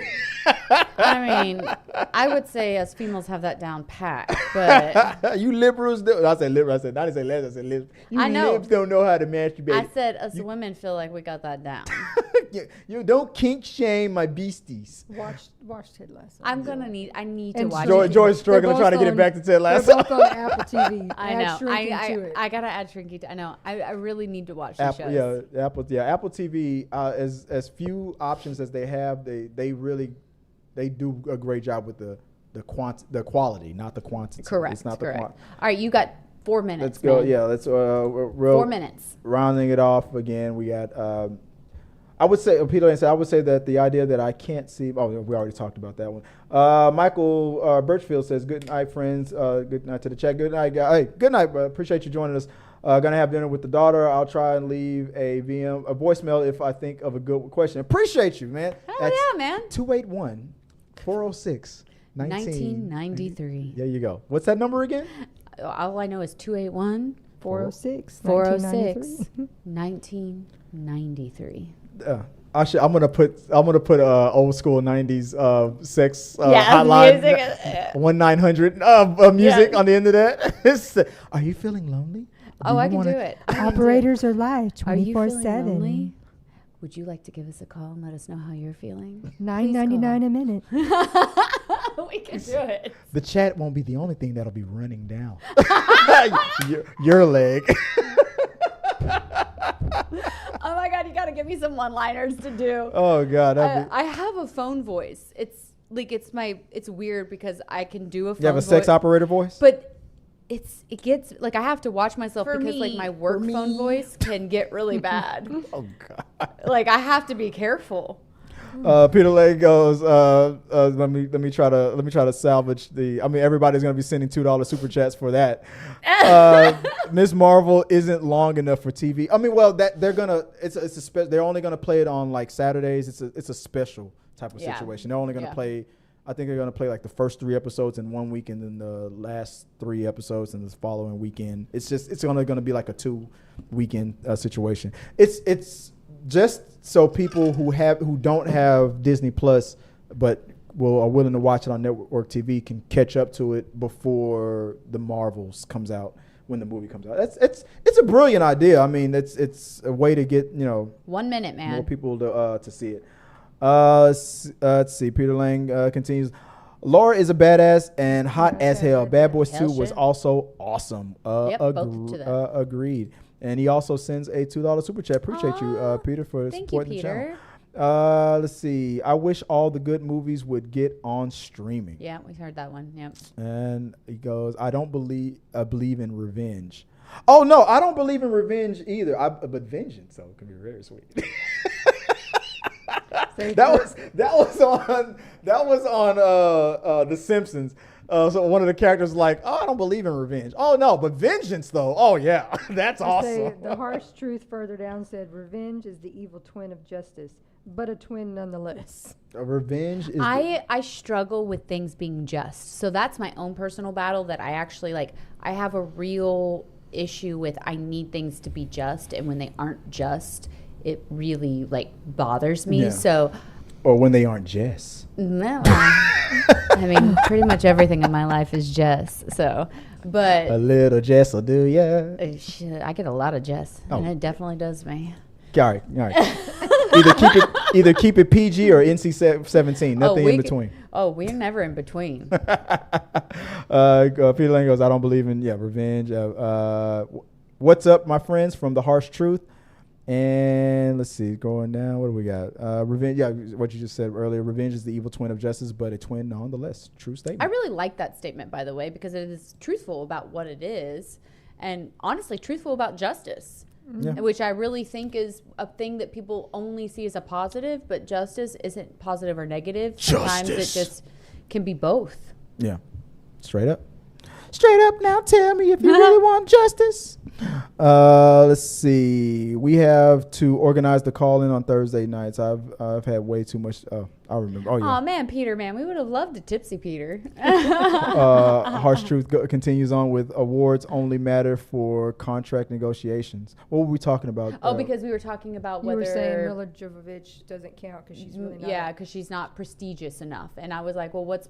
Because you're like, she's barely an actress. I'm not saying that she wouldn't be... she is perfect to play the character. But even if if this was still the early 2000s, and let's say the actresses that are acting today, the actors that are acting today were also in play as well.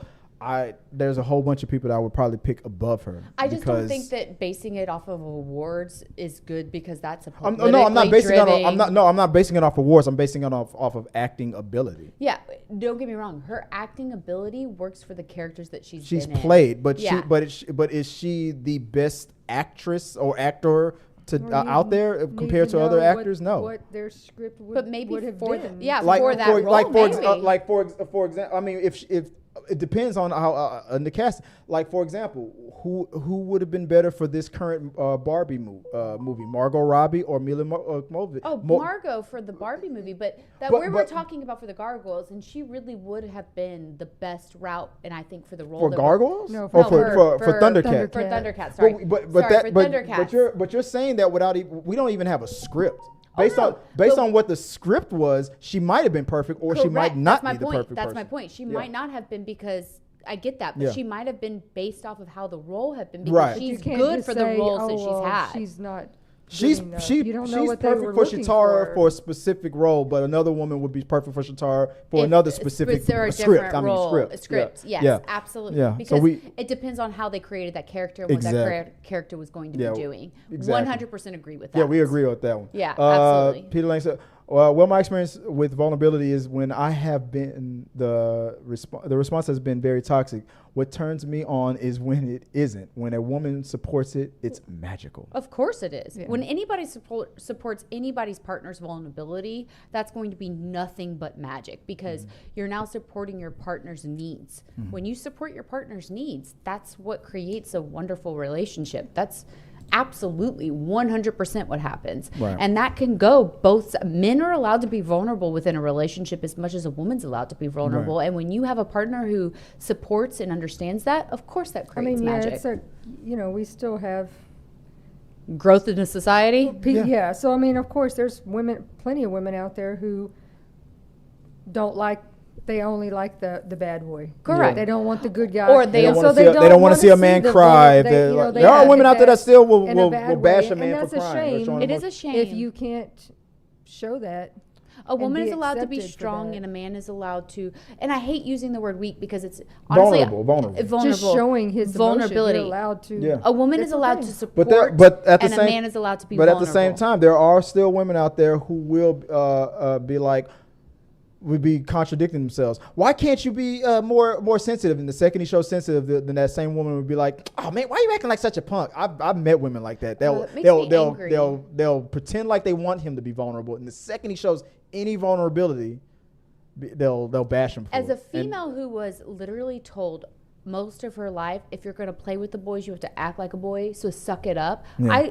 I had to learn how to be vulnerable as an adult, because it was berated into me, because I did boys sports. I played baseball. I raced dirt bikes. I did all the things in a boy's environment. Yeah. And I was told I couldn't be vulnerable when I physically got hurt, when my freaking ribs were being broken, when things were happening to me, I was told I couldn't cry. That to a point when I became an adult, like I had a struggle being vulnerable in front of people. And because I was told it was weakness. I had to learn that showing emotion was actually a strength because you're dealing with the reality of what's going on.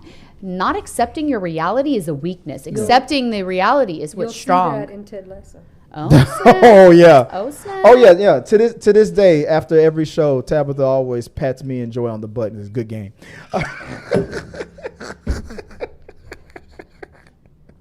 I almost snorted out vodka on that one. Such a dude. Woo! Such a dude. All right, ending the God. show off from Peter Lang. I love Tabatha's phone voice.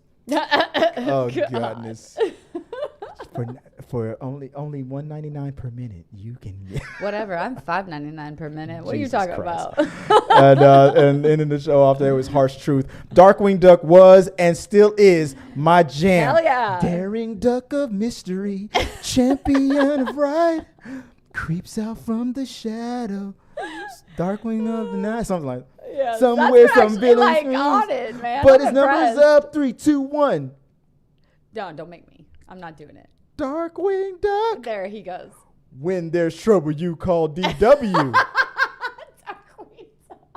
Let's get dangerous. Better watch out, you bad boys. Best cover ever. That's gonna be a clip. All right. I could have gone the long version. I could have kept going. Out of smoking, he appeared. No, I won't do it. I won't do it. I won't do it. Pee my pants. All right, I won't do it. Tonight I'm going to be watching Darkwing Duck during. You know what I'm talking about, right, babe? God. Yeah. All right, guys. That's the show. That's the rundown. Appreciate you guys for joining us on the day-to-day pop culture, entertainment, and movie news rundown. That's right. The official, unofficial title of the podcast I right don't there. even know what it is anymore. Appreciate you guys for keeping us entertained in the live chat and talking with us, for supporting the channel on the level that you always do. Guys, if you want to reach out to us, you can always do that at T3 Medias on all the social medias, especially on Thread, since that's the thing that's kicking Twitter's ass. So if you want to reach out to me, you can also reach out to me there or at Chris W. Fagan. I forgot to put our names in the lower third, but I'll fix that next week. And Tabatha, if people want to reach out to you, where can they do so? You can find me on TikTok at Let'sHaveFun012 or on Instagram at Tabatha.Jordan.18. That's me. Tabatha.Jordan18? .18. All right. Yeah. And Joy, if they want to reach out to you, where can they do that? Oh, I'm messing up with the buttons right here. TikTok is Viola Fagan, and my Instagram is Scrub Hats and More by Joy. I think I've got it fixed. Let me see it. Let's see if I can do that again. What was that again? TikTok at what? Viola Fagan, and my Instagram is Scrub Hats and More by Joy. Okay. All right. I had it the first time. I was just messing with you. guys, I appreciate you guys. I know we're running over time on this one. I said it was going to be a tight hour, but it's like 1:20. It's the 2 hour or power hour. Appreciate you guys. And until next time, guys, good night and sayonara, mother clutches. That's the same thing in Spanish, by the way. Appreciate it. Hey, guys, thanks for watching this video. I really do appreciate it. Hit the subscribe button, like, and comment your thoughts on this topic or any topics that you think that we should talk about in upcoming videos. Also, you can follow us at T3 Medias on Instagram, Twitch, Facebook, TikTok, Twitter, and we also have a T3 Media Studios podcast where we post our movie reviews and episodes of The Rundown. Till next time, guys.